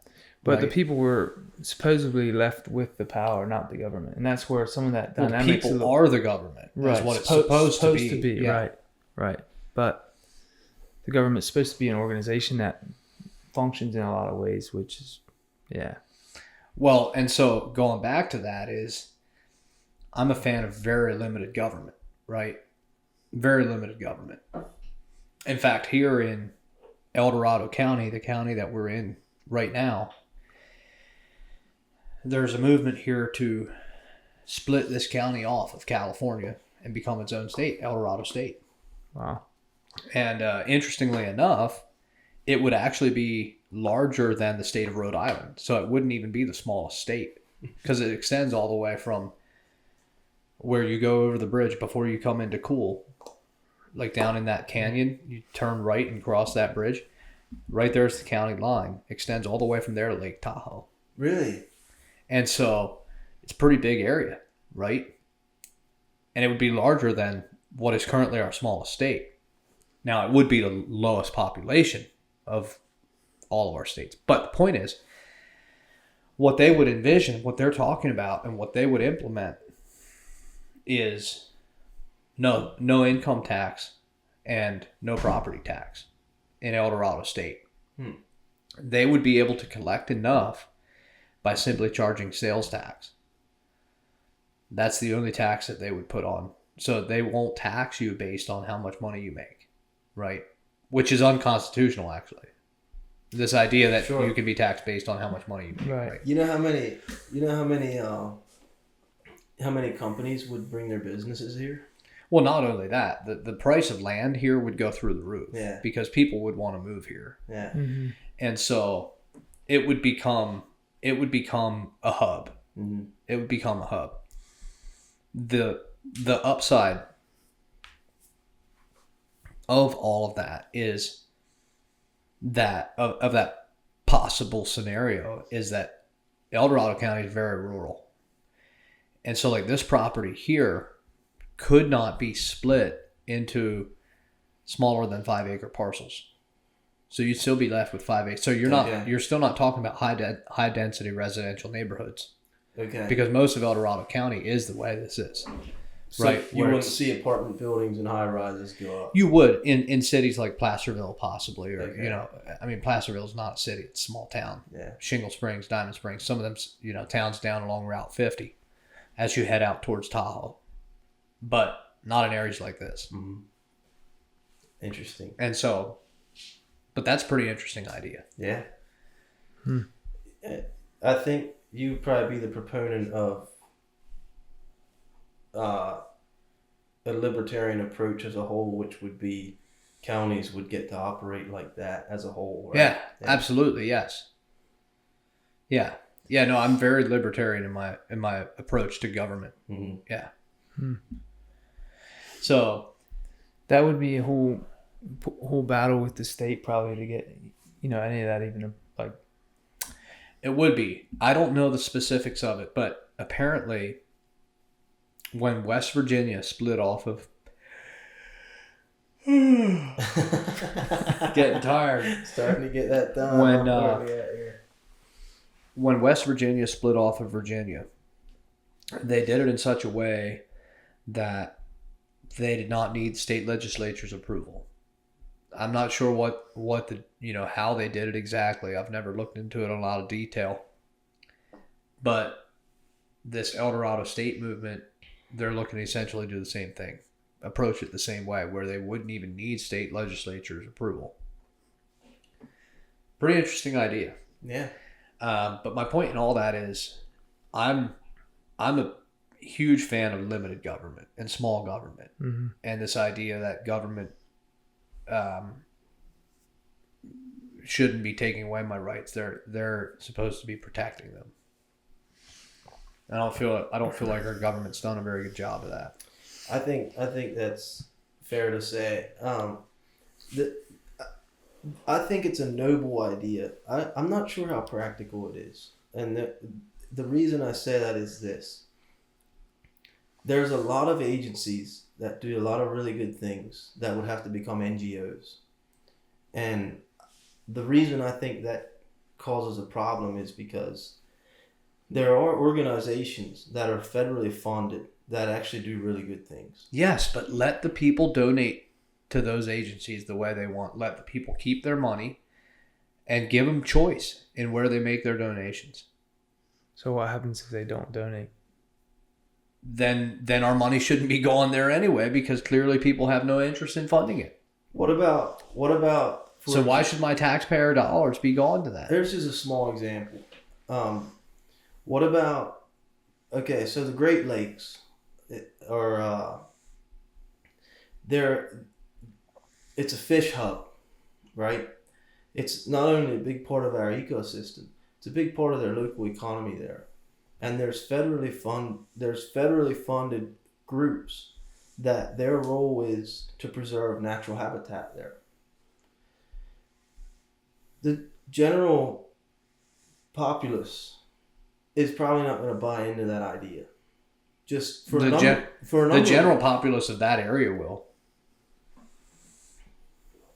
It might. It'd be interesting to see if it would work. It'd be interesting to see. I think it'd be cool if our government would give the rights to certain areas to become their own republics. I agree. To see if it would work.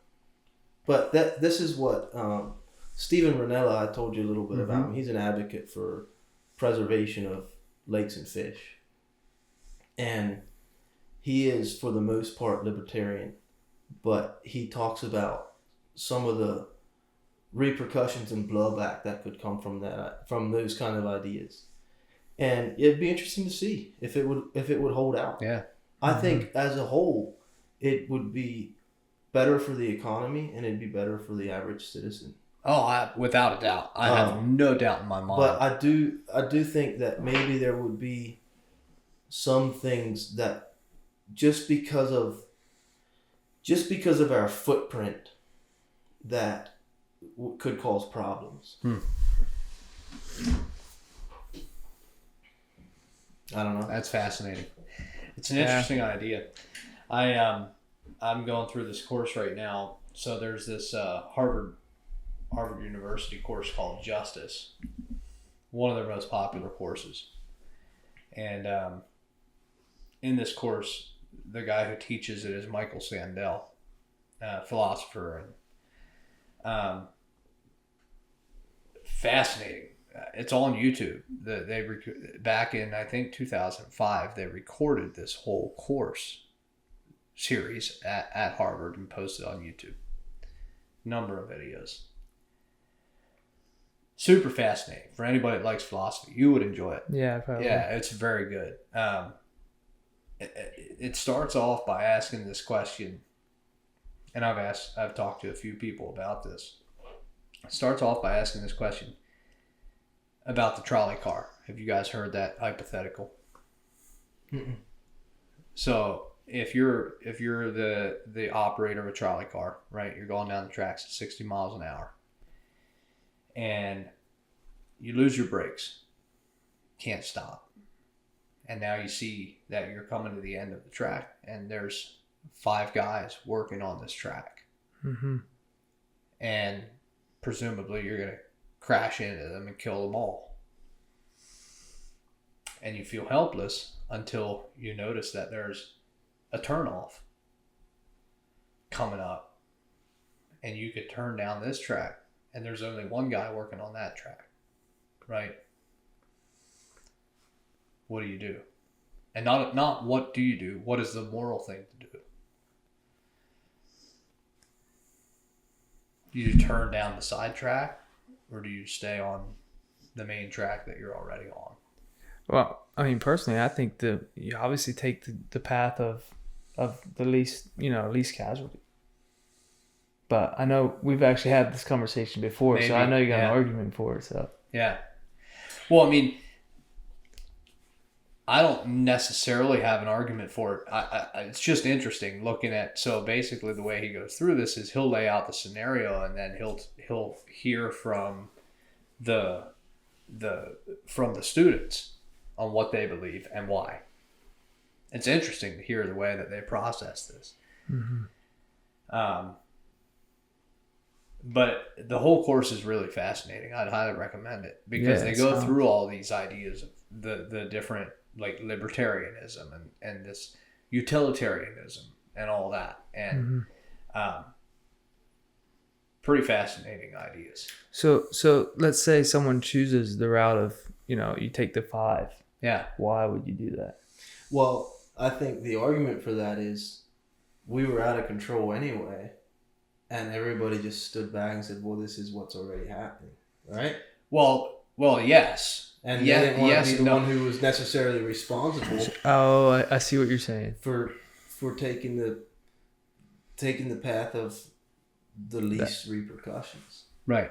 So you're saying rather than choose that path and then being blamed for that one, you'd be like, hey, this is the path we were on. That's just the way it is. Yeah, it's kind of, think of Flight 97, right? Well, yeah, those guys could have sat back. So Flight 97 was the 3rd plane that went down in Clearfield, Wasn't it Flight 93? Flight 93. And so the terrorists took over the cockpit and they were flying this plane. The passengers could have been like, well, we're going to crash anyway. This is a really bad situation, but see how this plays out. Instead, the passengers took control of the aircraft and they think that they've just flew it into the ground. Yeah, but if they took... It's interesting because one of the students actually brings up that exact thing. Really? Yeah. Well, here would be my question. If they took control of the aircraft, why wouldn't they have landed it somewhere? Well, it's really difficult to land a freaking passenger jet if you have no pilot's Well, experience. no, they could obviously redirect. Like, if they took back control of the aircraft, right, they could find an airport and land it. The theory is this, that in the wrestle to get power of the plane, somebody just took her down. I don't believe it for a second. I don't know what's true. I have no idea. Some people think that. Yeah, some people think that the government shot it down. Oh, that plane was shot down out there. Okay, fair enough. 1,000%. Not. I have no doubt at all. Okay. Yeah. Yeah, I would probably. I mean, I have no idea either, but I haven't looked into it. Would that be justified? Probably. Yeah, that plane was shot down. Yeah, let's say that it wasn't. I would think that takes a lot of courage to. It takes a lot of courage to shoot him down. Or I'm saying, if somebody in the wrestle for the power of the plane just decided, all right, we're just going to take the least collateral that we can. Yeah, let's say the pilots are wrestling with the guys or whatever, Yeah. and they just put her down. Yeah, that's great. Yeah, it's pretty courageous. So, does it take more courage to, so you're in the trolley car and it's out of control? Is that the most noble thing to do? To take this exit and just take out the one guy that's working? I mean, it's the least amount of casualties, so why would it not be? It's kind of a question of fate, too, because you could say, Well, they took fate into their own hands. Well, so then Michael Sandel, he lays out a different scenario where in this scenario, you're not operating the trolley car, but you're on a bridge over top of the track. And you're an onlooker, and you see this happen, and you see the trolley car coming, you see that he's lost his brakes, and then you look on the other side of the bridge, and you see these 5 guys down there. Mm-hmm. And here again, you feel helpless until you notice, standing next to you on the bridge, there's a really heavy man, right? And presumably you could push him off the bridge. He'd fall into the track, and it would stop the train. But he would die. But it would save the 5. So are you still in favor of this idea of killing 1 to save 5? So I would argue that with if you're as brave or noble enough, then jump in front of the plane yourself, or jump in front Okay, of but that's not the philosophical question. No, I understand what you're saying. I understand, yeah. But you're destroying I'm the destroying- philosophical conversation. yeah, but that would be my point. Sure, yeah, sure. But I think to some degree, I think you're dodging the question a little bit because So, right. No, my question is this. What's the conclusion that you're trying to reach? Is the question to reach the conclusion of what is the most morally right thing to do? yes, okay, So what's their conclusion? they don't come to a conclusion. It's just to cause you to think. Yeah. right. And I don't know that there's a right or a wrong answer to this, but well, it's to cause you to think. I might disagree with that because I think morally it might be the more right thing to do to sacrifice 1. But Even when it's the heavy man. well, in that case, I would say do it yourself. Some people would make the argument that you're taking fate into your own hands when you're doing that. Yeah, but if you're doing that to save 4, then why not? Yeah. I'm just saying from a moral standpoint, Yeah. of valuing every life. Yeah. You're looking at the numbers, and that's what it is. What's your answer to those questions? I don't know. Well, I mean, I certainly wouldn't throw the man over the bridge. That I know for a fact. Yeah. Yeah, I don't Right. think any one of us could answer That's would kinda- we get in front of the train ourselves? Well, It's a really rotten deal for the big guy. yeah. Yes. Yeah. Well, here's the thing: do you have to be big to stop the train? Let's So- say you can't stop the train. you it takes jumping the in big front guy. does nothing. Okay, well then, yeah. I mean, probably you have to push the guy in front of the train. What? Seriously though? I mean, you're saving 4 lives. But- Even say you spend the rest of your life Okay. in prison. Those here's 5 guys, you just you remain an onlooker and they get killed. You didn't make a moral decision. Well, I guess you did. No, you make- did. Yeah, you make would a make a moral- you made a Yeah. decision to not make a decision. So, and this is something Jordan Peterson talks about. He says whether you take action or you don't take action, there's still consequences Yeah. to your decision. Well, but here's the problem. And one of the students and you, if you guys watch it, I'll send you both the video after, or like the first link, Right. to the first video of the series. But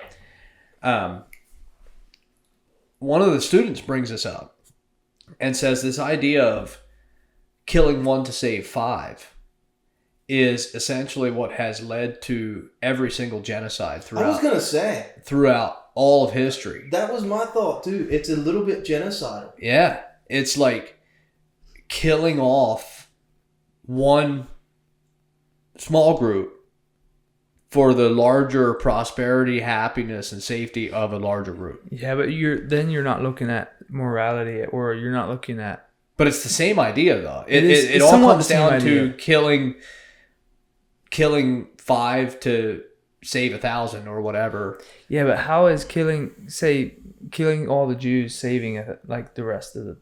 Okay, here's the difference for me. Well, they were truly convinced the Jews were dangerous, and so you would think that if they were actually convinced of that, then they would have to believe that by killing all of the Jews, that's going to take care of the problem, right. and therefore justified.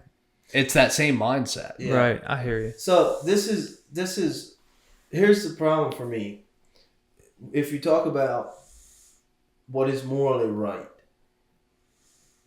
I could go the rest of my life and I would, if I push the big dude or I take control and turn and kill the one guy, I have to live the rest of my life knowing that I killed that person. Yeah, but you also get the rest of your life thinking you saved 5 people. Well, 4 people if you minus out the one guy. Or Net if I- gain of 4. Right. Yeah. Fair enough. Now, if I don't do anything, I don't hold the responsibility of those 5 guys. You being might. dead. You might, because you recognize the fact that you could have made a decision to save 4 and you didn't. But you did nothing. I did nothing, but I also didn't intentionally kill a man. Yeah, then you claim innocence because you didn't do anything. You would be saving I don't- yourself. I can tell you for a fact what I believe is the moral decision is to not push that man over the bridge. I agree with that. In that scenario, I feel confident of that. I feel answer. that way too. Because for one, I hate the idea of doing nothing in almost any area in life. But there is sort of a reality to this whole situation that it's not my problem, or I'm not responsible that this trolley car is out of control. Right. Yeah, but why wouldn't you take responsibility for those 5? If you then didn't I'm do taking nothing. Because then I'm defining the fate of the one. But it's murder. Yeah, but it's murder if you push Right, that guy but over. would you not? Was it not more really right to sacrifice yourself? Say, even if you have to live your rest of your life in prison for killing 1 to save 5. What about if one of the 5 is like a scientist that's going to discover the cure to cancer? Well, it doesn't. To me, on a moral Or standpoint, I'm it doesn't matter. sorry. I'm sorry. That one. What if one of the 5 is? No, That type of thing. No, it's all hyhypothetical. It's all Right, This is right. a hypothetical, right?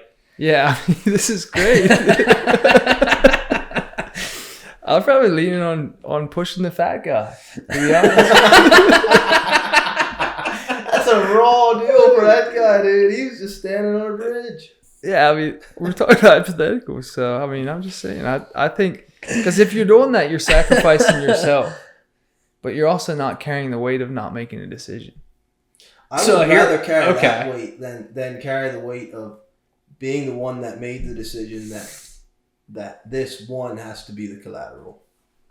Yeah, I agree. Yeah, fair enough. I'm And there that with- would be. I'm there It's with hard you. telling which decision we would make. Oh yeah, it is. And my question to you guys isn't what decision would you make. My question is what's the right thing to do. Right. Yeah, And I that's. don't know if I don't they're know if you right. can pick one. I don't know if you can do Neither that. do I, but it causes you to think, and that's Right. So, what it's all That's the about. point. The thing Yeah. is Right. that this is a hypothetical question, but this scenario does play out in war, and these are some. Like, you guys remember in American Sniper when Chris Kyle Yeah, was about to shoot the kid that had a bazooka, yeah. that had an RPG.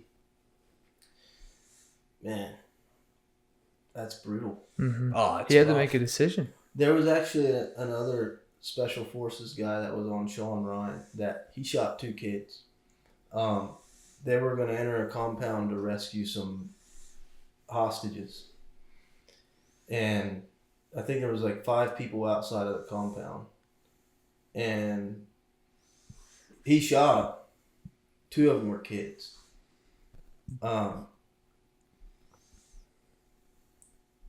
he was still all messed up because of that situation.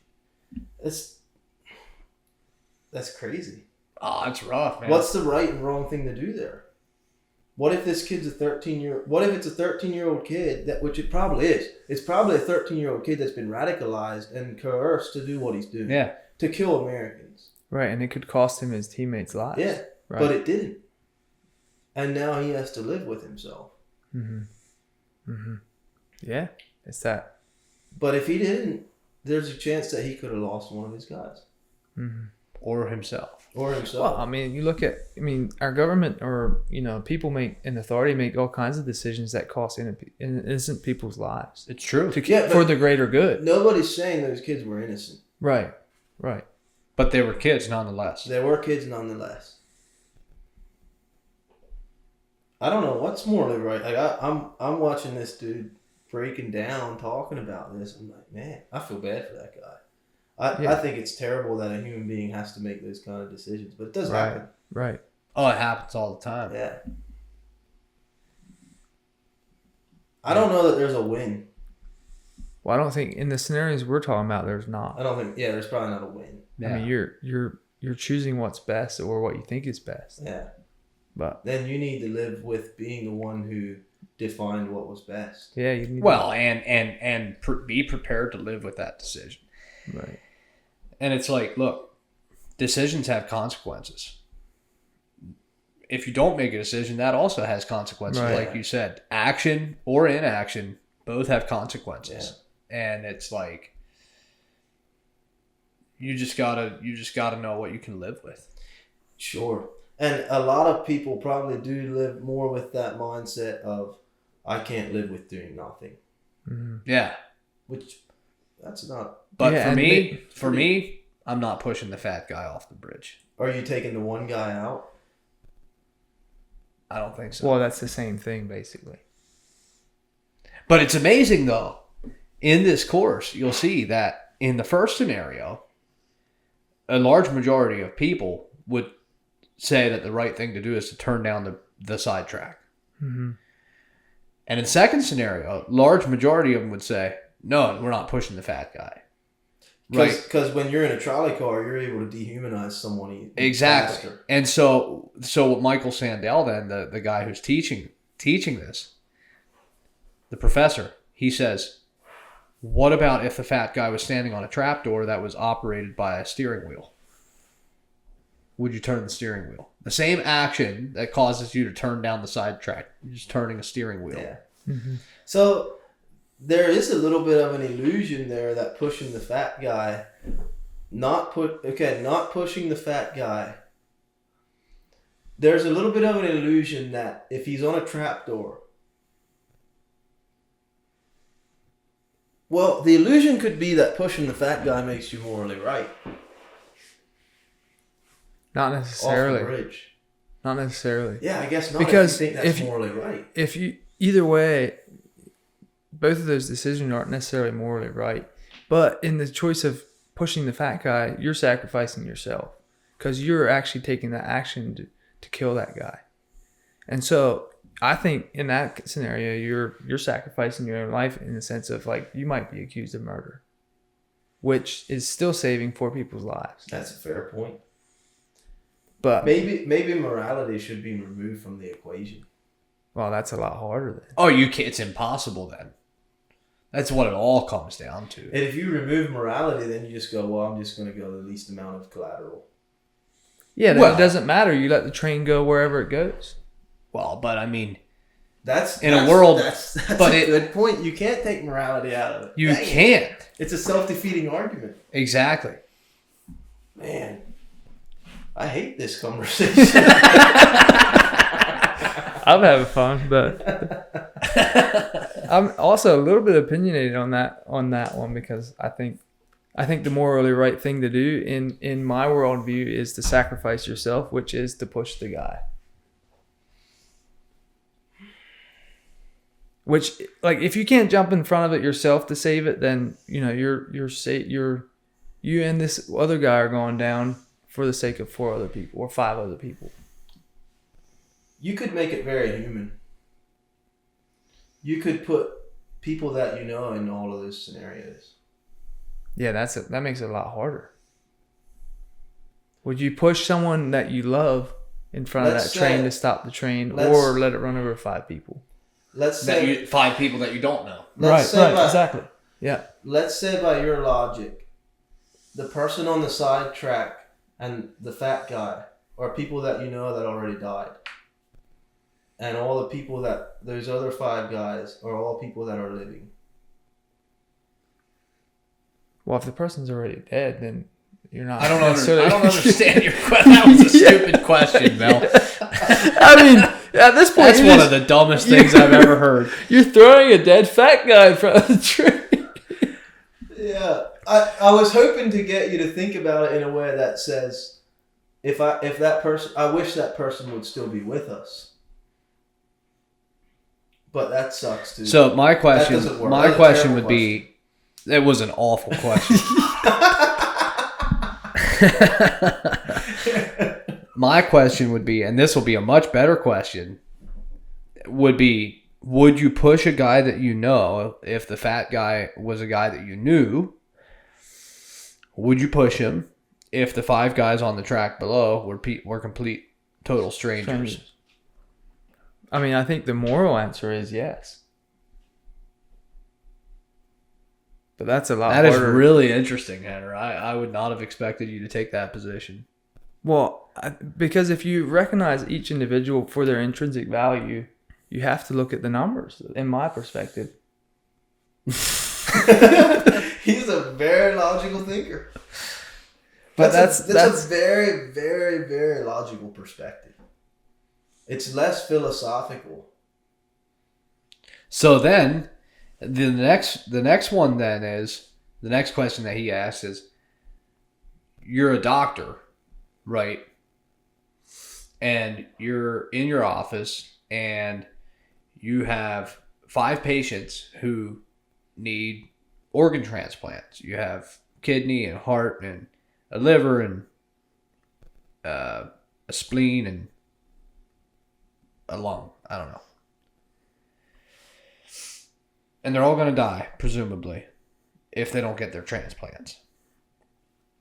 And so you feel helpless until you look over into the next room and there's a perfectly healthy guy who just came in for his annual checkup. And you're like, man, I could yank his organs out and put his organs into these 5 patients and they would all live. Sure, he would die. Come on, Henry. Yeah, I mean, that's a little bit more difficult because you have 5 people that are already dying. No, but they won't. By getting these transplants, that'll save their lives. No, I get it. But then you're taking one man's life that's healthy. That's the same thing. I think it's the same scenario. It is somewhat the same scenario. You're right. These other 5 dudes are gonna die if you don't do anything. The fat man on the bridge is not involved. Yeah, this is just the same as that patient next. That's a good point. Yeah, that's a great point. He's not involved, Right? And the guy on the sidetrack isn't involved either. Exactly. Unless you make them involved to save the other 5. Yeah, and there again, if you're that doctor, you'd be sacrificing your own life because you would get charged for that. Absolutely, you would. Right. So you could say, I mean, hey, if I can save 5 for you could for one, I want to sacrifice myself. I don't know if I know anybody that would actually say that's the right thing to do. No, though. probably not. Probably not. But here, if the say he has a 98, 99% chance that he can save all 5 of those people, and he chooses to do it, I don't know if that's morally right or not. But I don't think it is, because this can play out. You can play this out in real life. There's people dying all the time of organ failure, and there's perfectly healthy individuals walking around with their organs inside of them. Yeah. We're not taking perfectly healthy people and cutting them up to put it inside of people that are about to die from organ failure, because that's morally wrong. Right. But if someone were to sacrifice, it's a little bit different scenario, but it is the same in a way. It's very similar. Right. Yeah. Right. So that's interesting, because it kind of brings to light how easy it is to dehumanize someone. Mm-hmm. But are you dehumanizing the 5 by letting them die? Or do you just go and do you say that the other two guys, they're not involved? It is what it is, man. You're going with it is what it is. Yeah, the I'm five? going with Well, it is what it is. here's where it's a little bit different, right? So you have 5 healthy people. Well, you have 7 healthy people total, right? In the first scenario. Sure. And Sure. in the second scenario, you have 2 healthy people, say doctor and healthy patient, That's a good point. and 4 other people that they've lived their lives. But when they get their organs, though, they will be healthy. Right. Well, Presumably. I understand that, Presumably. but But they're not healthy. I think right. Here's. I don't know that makes a difference. Well, it might not in the thinking process, but like in a moral process, it might in the sense of these people have these. This is a like this is they're already dying. But they won't if they get the organ they need. What if one of the 5 guys has cancer and he's gonna die in 6 months? Well, the numbers are still on his side, on that group's side. You're running the numbers, man. I can't hate it. I think I'm just taking the other perspective of like, all right, so you have 4 people that are they're already dying, Yeah. and you have 1 healthy person, you have 1 healthy doctor. Because if the doctor chooses to make that decision to take that guy's organs, he's sacrificing himself. Right, for sure. Because he's gonna go to prison for it for Yeah. sure. I don't know if I agree with that. He's sacrificing his innocence in a legal sense, but he's not really sacrificing himself. Well, unless there's a death penalty or something. But either way, yeah, he's sacrificing the life that he has. He's sacrificing something. Yeah, I guess that's true. But to me, it's a little bit different because of the scenario, right? Yeah. Of like, all right, these people are dying, and it's the But first they scenario. won't if they get the organ that they like. I think that's the key to this. Is like I understand what you're saying, but if they get the organ they need, they won't die. Yeah, because theoretically, those 5 dudes down the track are dying as well. Right, but they're still healthy in that moment. Let's say. But I mean, still dying. they're still gonna. We're all dying, like in the sense of we grow old and die. No, but I mean they're dying in the sense that they've got a 20-ton train hurtling down the tracks at them. That's true. Yeah, I mean, I guess we could go this route. Like, why the heck wouldn't they just jump out of the way? But there again, you're destroying the philosophical conversation that we're trying to have. I think again, there's not really a win, but the second scenario is way harder. It is. Again, I don't know that There's not a win, man. That's what sucks. It's not a win. That's a fun conversation. It is. It's a very interesting conversation. Well, there's a game that's centered around this idea. Like Really? around justice. It's called Trial by Trolley, actually. Really? I've Yeah. heard of that game. That's what Around this that is specific about? scenario. Yeah. So basically, the way the game works is the game board is just a piece of paper, and it has a picture of a track turning into 2 tracks, and so then you have whatever number of people sitting on each side of the table, and so like this side of the table, this is my track, and the other track is the other team's track, and then there's an engineer. Trolley engineer sits at the head of the table. And I don't know what the official rules are, but the way that we've started playing this game is, and I have it, I'll show it to you before you leave. Okay. The way we've started playing is that everybody on the team. So let's say you have 4 people on each side of the table, right? Mm-hmm. Each of these 4 people pick up 2 good cards and 2 bad cards and 2 variable cards. Okay. And then you pull all your cards together. So all your good cards, for example, and you pick 2 out of all the ones that were picked up. You picked up, let's say 8. You had 4 people. Each person picked up 2. Out of those 8 cards, you pick 2 of the good cards that you want to lay on your own side of the track. Right? Because you don't want the train coming down your track. Mm-hmm. And an example of a good card might be Mother Teresa or all the people of New Zealand or something like that. Yeah. Right. And so both teams do that, put their good cards out. And And then you do the same thing with the bad cards. You each team picks 2 bad cards and plays them on the opposing team's track. Mm-hmm. So an example of a bad card might be the worst serial killer or Adolf Hitler. Yeah. Well, this is right. This is fun. And then once that's done, then you look at all your variable cards, and these variables can be placed on any card that's already been placed on the track. For example, you might have a variable card that says, we'll find the cure for cancer. And if the opposing team has played, let's say, Adolf Hitler on your track, you can place that variable card on Adolf Hitler to make him seem much less bad. Mm-hmm. Let's just say, Mm-hmm. right? Because now suddenly Adolf Hitler no longer looks as bad because he's going to find a cure for cancer, right? Mm-hmm. So it's a game that's centered around hypotheticals. Oh, that's fun. And so, but then you can also put bad cards on Mother Teresa. Like if you have a bad, if like the opposing team plays Mother Teresa on their side of the track, it's like, you can't kill Mother Teresa. It's Mother Teresa. Well, you might have a variable card that says, is secretly a child molester, for example. Mm. And I could take that variable card and place that on Mother Teresa. And it makes her seem less good, right? And so once that's all done, and you've got, and each team plays 2 good cards, 2 bad cards, and 2 variable cards.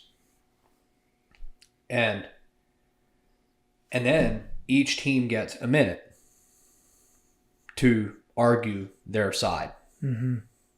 So you take 15, 20 seconds as a team, collaborate, put together what your argument is going to be, what's going to be your approach to arguing this, right? Mm-hmm. And then you get a minute to argue your side. And then you get 30 seconds to argue for a rebuttal after that minute. After that first 1 minute round, then there's a 30-second round. And then at that point, if the engineer still has questions, he can ask. But you can't say anything. You shut up. And he makes his decision. Yeah. Right? And then the way it's a game is he throws out his tokens. They're called little I think they're called death tokens actually, to the team that is on the side of the track that he decides to turn down, right? And then once that round is over, you switch around 1 spot. Everybody moves 1 spot around the table. Wow. Okay? And so now your teams look different. Every round, you're not going to be on the same team as the round before, right? And then at the end of it all, once everybody who's playing has been the engineer once, everybody counts their death tokens, and whoever has the least amount of death tokens wins the game. That's fascinating. Yeah, that gives us more to think about those scenarios, right? Like, it's an incredible game. It is absolutely unbelievable. I mean, with the right crowd, I'm telling you, it is fun. It is fun. But you play the man too. Like, for example, I played this with a guy who has a dog. And this dog is everything. Right? I mean, like, him and his dog. Dog's his best friend.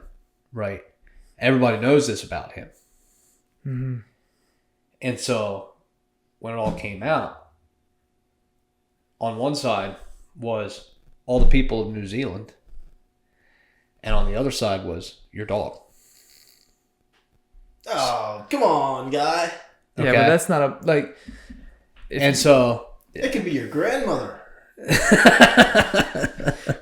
I get it. But some people don't take it that seriously. But and you so can like, make the I'm argument, not killing right? my dog, so you're making, right? you're like, if you're on the team of the dog, you're This making dog the gotta argument die, for the dude. dog, right? Yeah. There's like a physical like argument absolutely, that's going on. yes, Yeah, that, yes. which is fun.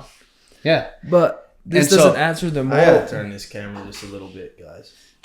Like if we were to look at like it's very interesting to think about. Like, let's say we're all Christians here, right? Sure. From a moral standpoint, if there's 5 serial killers or rapists or whatever you want to call them on that track, and maybe there's someone you really love on the other one, that's, that decision shouldn't be any different if you're looking at it from the standpoint of everyone has intrinsic value, Right. like God-given value, right? Yeah. In my perspective, Right. but that might It would influence your decision probably. Well, it would. If you're human, it would. You're saying you're saving the 5 or 6. Well, I think that's the morally right thing to do. Now, a lot of people might disagree. Yeah. But they still have intrinsic value. Yeah, it's true. And the person you love already loves Jesus, knows Jesus, like, all right, what's the lose? Send them to meet him. Well, there's actually a story of you guys might know this story better than I do. There was I don't know the context, man, I forget. I read this when I was young. I think this guy ended up becoming a pastor. But I don't know if it was a fishing boat or something happened that some people were at sea and they got thrown overboard. And there was a guy on board who had a flotation device. Mm-hmm. And his best friend was in the water. Mm-hmm. And his best friend was a Christian. And the guy that was with him was not saved. Mm-hmm. And he had to make a decision who he's going to save. And he let his best friend drown and save the guy that he knew wasn't a believer. And the guy that wasn't a believer ended up giving his life to the Lord. Right. Yeah, and you could use that argument in the same way. Yeah. So, if this trolley car is coming down the road and there's 5 atheists down there and you happen to be a 800-pound dude and you're my best friend. Yeah. Even let's switch the scenario. I think, all right, so let's think about this. Say there's 5 atheists and there's me and you on the other side. Well, why wouldn't we both jump on, be like, screw it? We're both gone. Hey, let's stop this sucker. Well, one of us needs to step back to evangelize. Oh, that's true. So let me ask you this, and this will be another wrinkle. This will be another wrinkle in this, is like, okay, if you think, like myself, that it's wrong to push the fat man off the bridge,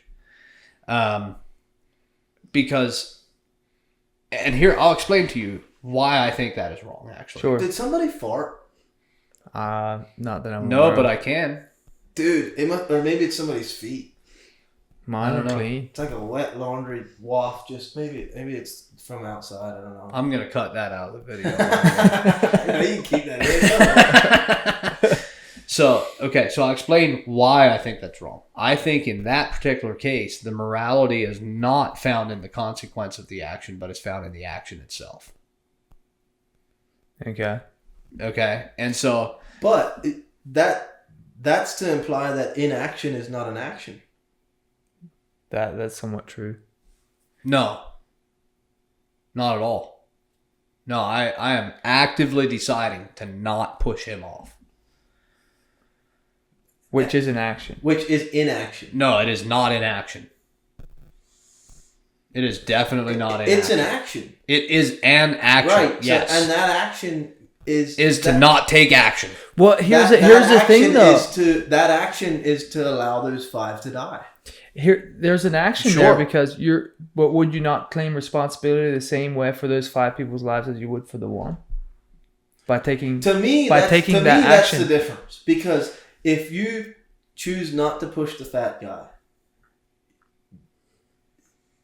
the responsibility doesn't fall on you because you were never responsible for the trolley car being out of control in the first place.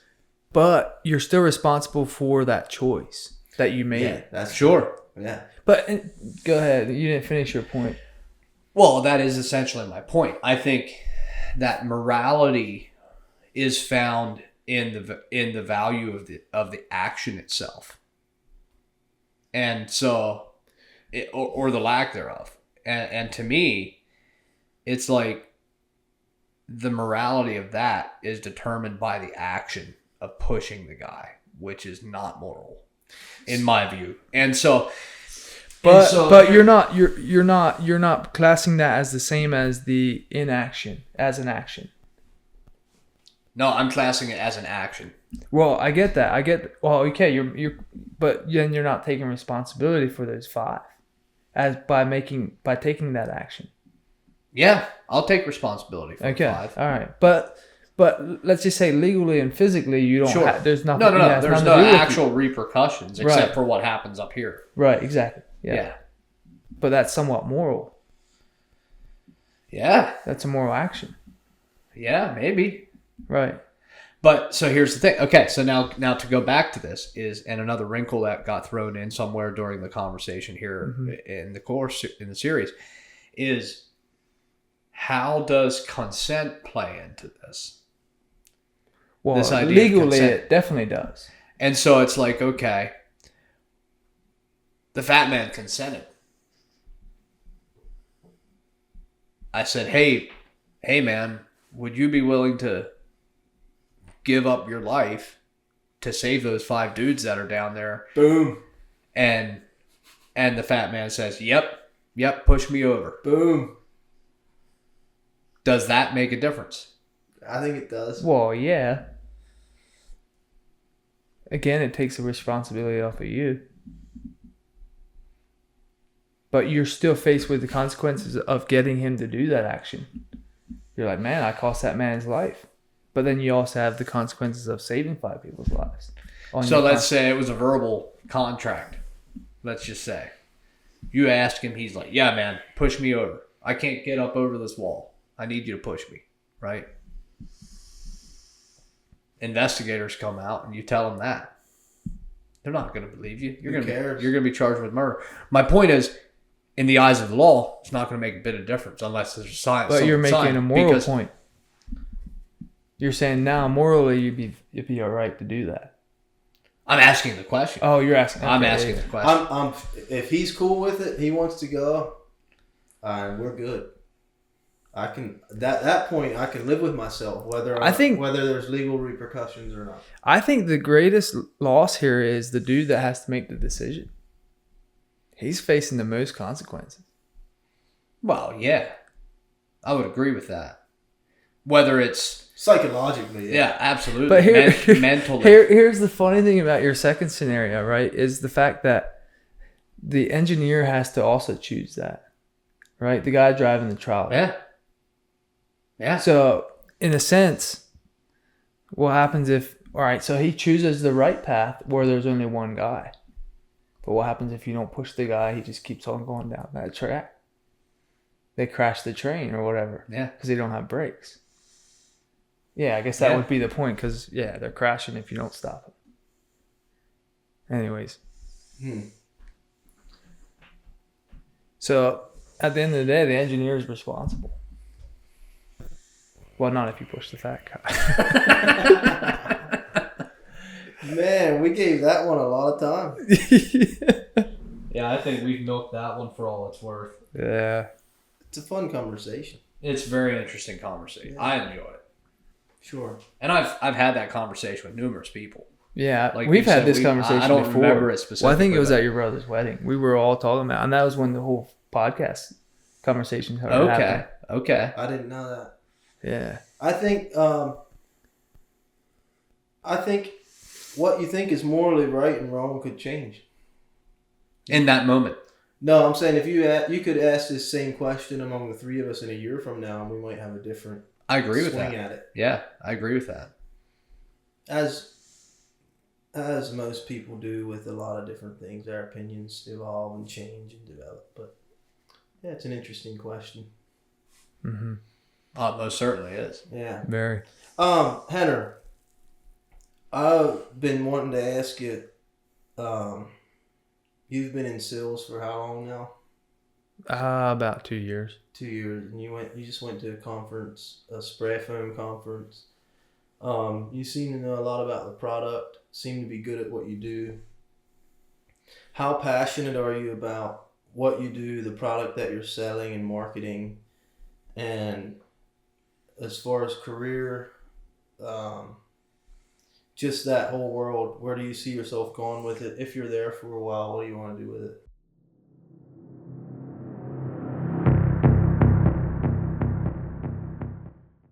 back. All right, good break. Yeah, All right, so back from our break. I don't know. You guys remember where we were?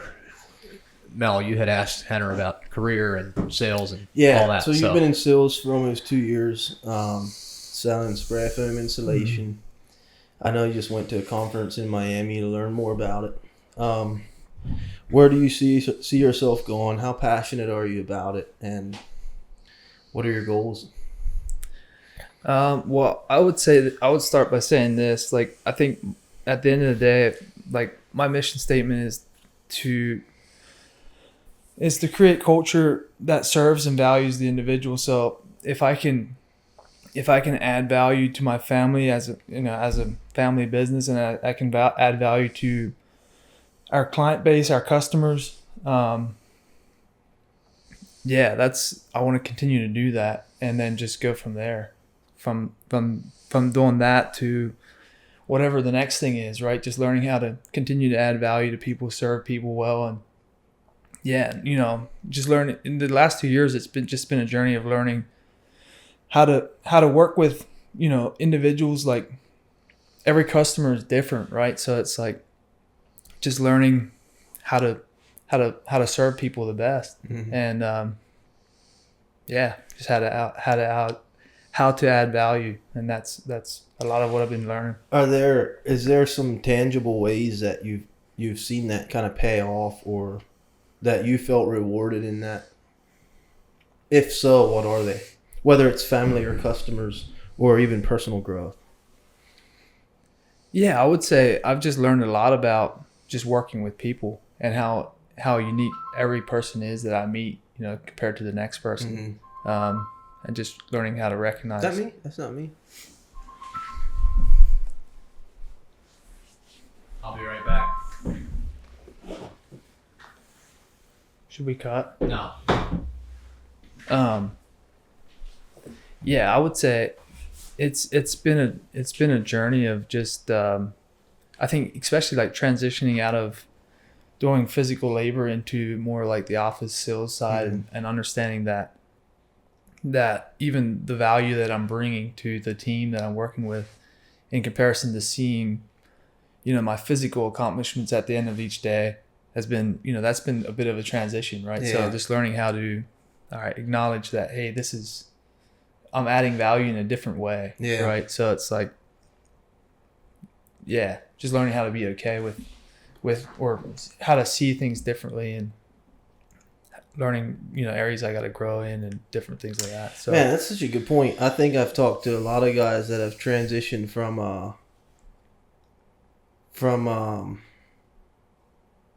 sorry, I'm just responding to the text here. I've talked to a lot of guys that have transitioned from being in the field in construction to an office role, that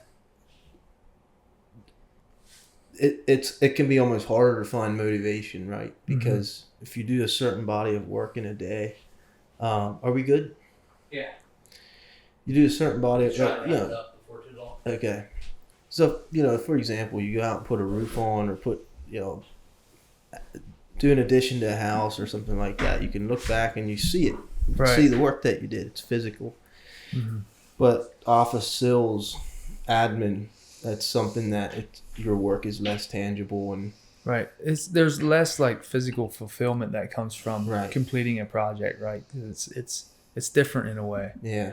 How do you stay motivated in that? I think just,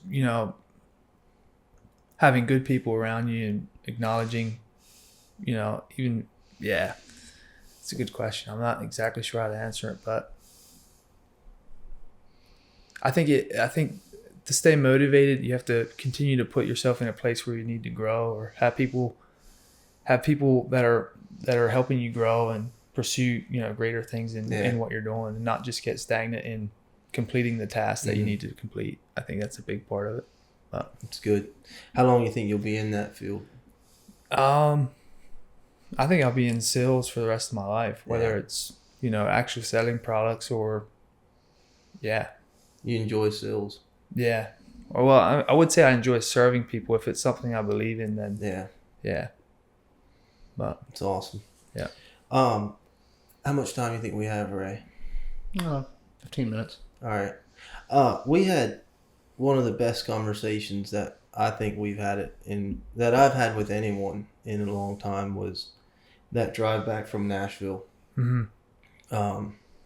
I'd love to touch on that a little bit, and I think a lot of that trip was we were experiencing the reality of true grace and getting greater revelation on what it looks like to live in the gospel, what it looks like to, instead of walking down the road of shame and condemnation, taking on the truth for what it is. Mm-hmm. And I think, yeah, just because you're a guest here and me and you I've had more conversations about the gospel with you than anyone else in the last year or two. And I think I would hate if we would miss a segment on that. Mm-hmm.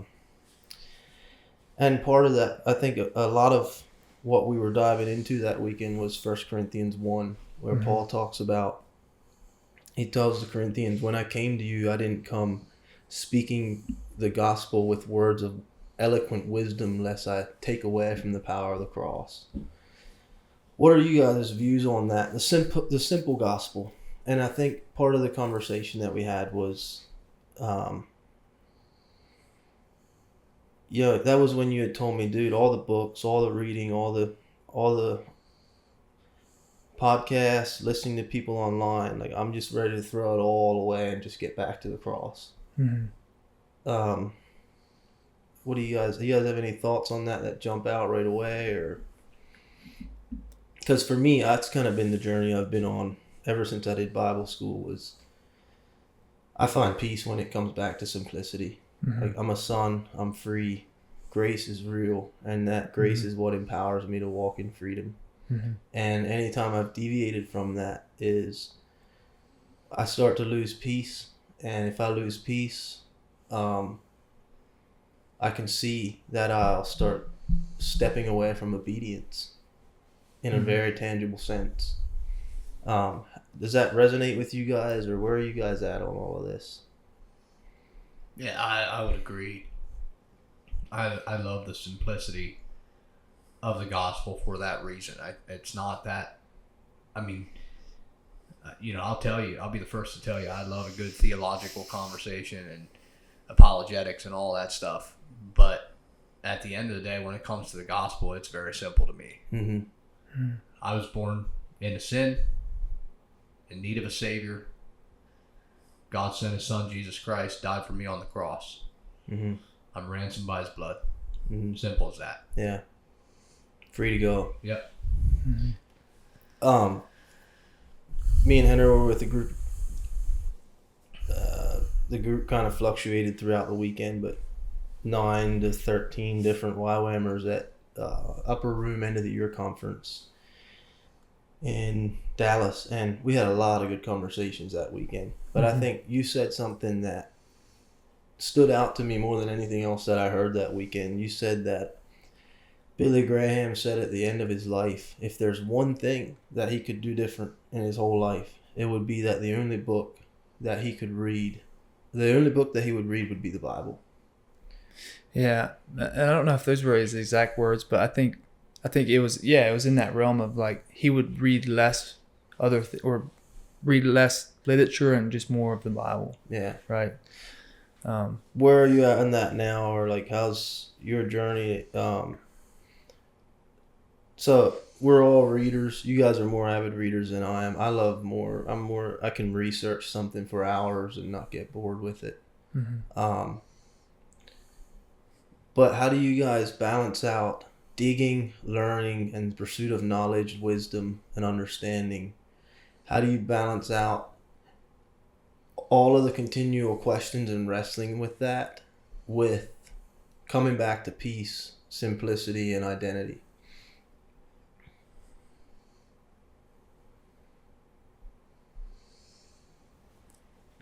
I would say for myself, it's understanding and keeping the simple gospel in my mind, even when I'm having all these thoughts about other things, which I consider secondary, let's say, for example, right? And so for me, it's like, no matter what I'm thinking about, no matter what those issues are that I'm wrestling with, those are all secondary. Number one thing is still the simple gospel. Mm-hmm. It's not, it's in the not losing sight of that simple gospel and not taking my eyes off of that and focusing on something else. It's rather keeping that one thing the main thing. Mm-hmm. And then maybe like shifting my area of focus to something else, but that main thing's still the main thing, right? Does that make sense? Yeah, it does. Yeah, I think we might have had a real short. I don't know. I think it was me and you maybe it was me and Nathan. We had a real short conversation about this. Understanding that that's your foundation, and nothing can shake your foundation, and you can explore these other things and get into these other areas and wrestle with other questions, and then you come up against things that might shake what you believed about something, but it doesn't shake you. Well, when the foundation is strong, is secure. Sure. Yeah. Or you might hear something from a speaker that you really respect, or the church generally really looks up to. Yeah. But then when they say something, you're like, wow, that's pretty off. It doesn't shake you, because you can still walk away knowing who you are, knowing your identity, knowing that you're a son, and that you're not misled or you're not deceived. Like, the list of what matters most is actually very short. Yeah. And then all these other things are, I think there should be more emphasis on our freedom to come to an understanding on different things. Yeah. Yeah, I would answer that question with, like, I think number one, like, the fear of the Lord is the beginning of wisdom, right? And then, like, Proverbs also says that, like, seek for wisdom, right?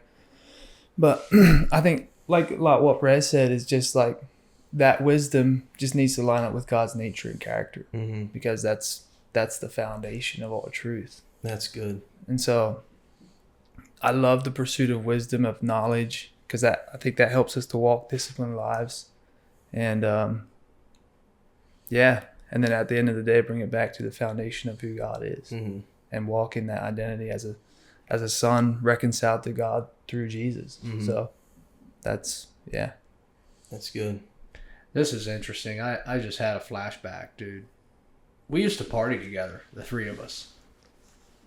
Yeah, that's true. We used to freaking drink beer together and didn't party. Stop there. But no, yeah, exactly. And that's my point. Yeah. And here we sit having a conversation about the gospel. We're all, every one of the three of us is evidence of something that's real. Yeah. Right. Yeah. Yeah, man. How Jesus has impacted our lives. It's so true, man. And I've had this conversation with a lot of guys. Me and one of my good friends one day, we went down the list of guys that we were friends with, that we did hard drugs together and partied hard together. And at that point, I don't think there was anybody who was still in the legal system or was still on drugs that wasn't sober. And it was a long list. And yeah, I think it's a testimony to the power of grace, the power of truth. Yeah. And I'm very aware of the fact that I was on the fast track to being a statistic. And to me, I can't really come to terms with a faith that doesn't involve the supernatural. Because I had some very key experiences along my journey where I had an encounter with things that I didn't understand, that I knew were real. And I knew that whatever I was encountering was changing who I am. And I think you guys could speak to that as well. Absolutely. Yeah. But yeah, man, it's really wild, because we have those memories. Yeah. All of us, we have those memories of, man, I used to be lost. Yeah. didn't have a goal, didn't know where I was going, didn't know what was true, didn't know what I believed. Didn't care. Didn't care. Mm-hmm. Yeah, that's true. When did that start to shift for you, Ray? Because Oh my goodness. I know we'll have to get into that some other time, I think. okay, Yeah, we'll have to bring Henner back on and we'll talk about. I Yeah. feel like now we're really just getting into the meat. oh, I we go- could probably go for another 2 hours Yeah. on this. Yeah. I think maybe now would be a good time to cut it off, Sure. and then we'll bring him back on. Yeah, I'd say this podcast deserves a part 2. Yeah, Yeah, we'll bring let's do him it. back on Yeah. for part 2. Right on. All right, Henner, thanks for coming to thanks California. for coming on, dude. It's been a pleasure. Thanks for visiting. Appreciate you.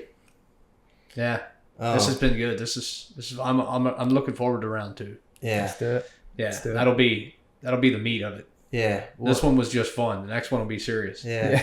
Yeah. This was This great. was fun. It was This super was fun. fun. Super glad to have you in California. Excited to spend the weekend with you. And Likewise. yeah, I'm glad you could get up here to Ray's. Yeah. Ray, thanks for Oh, absolutely. Amazing I'm food. honored, dude. Yeah. the spot, Yeah. everything. Yeah, no, absolutely. I'm honored. Yeah. Happy you could come. Awesome. Sweet. Awesome. All right, shall we cut? Yeah, That's a let's wrap.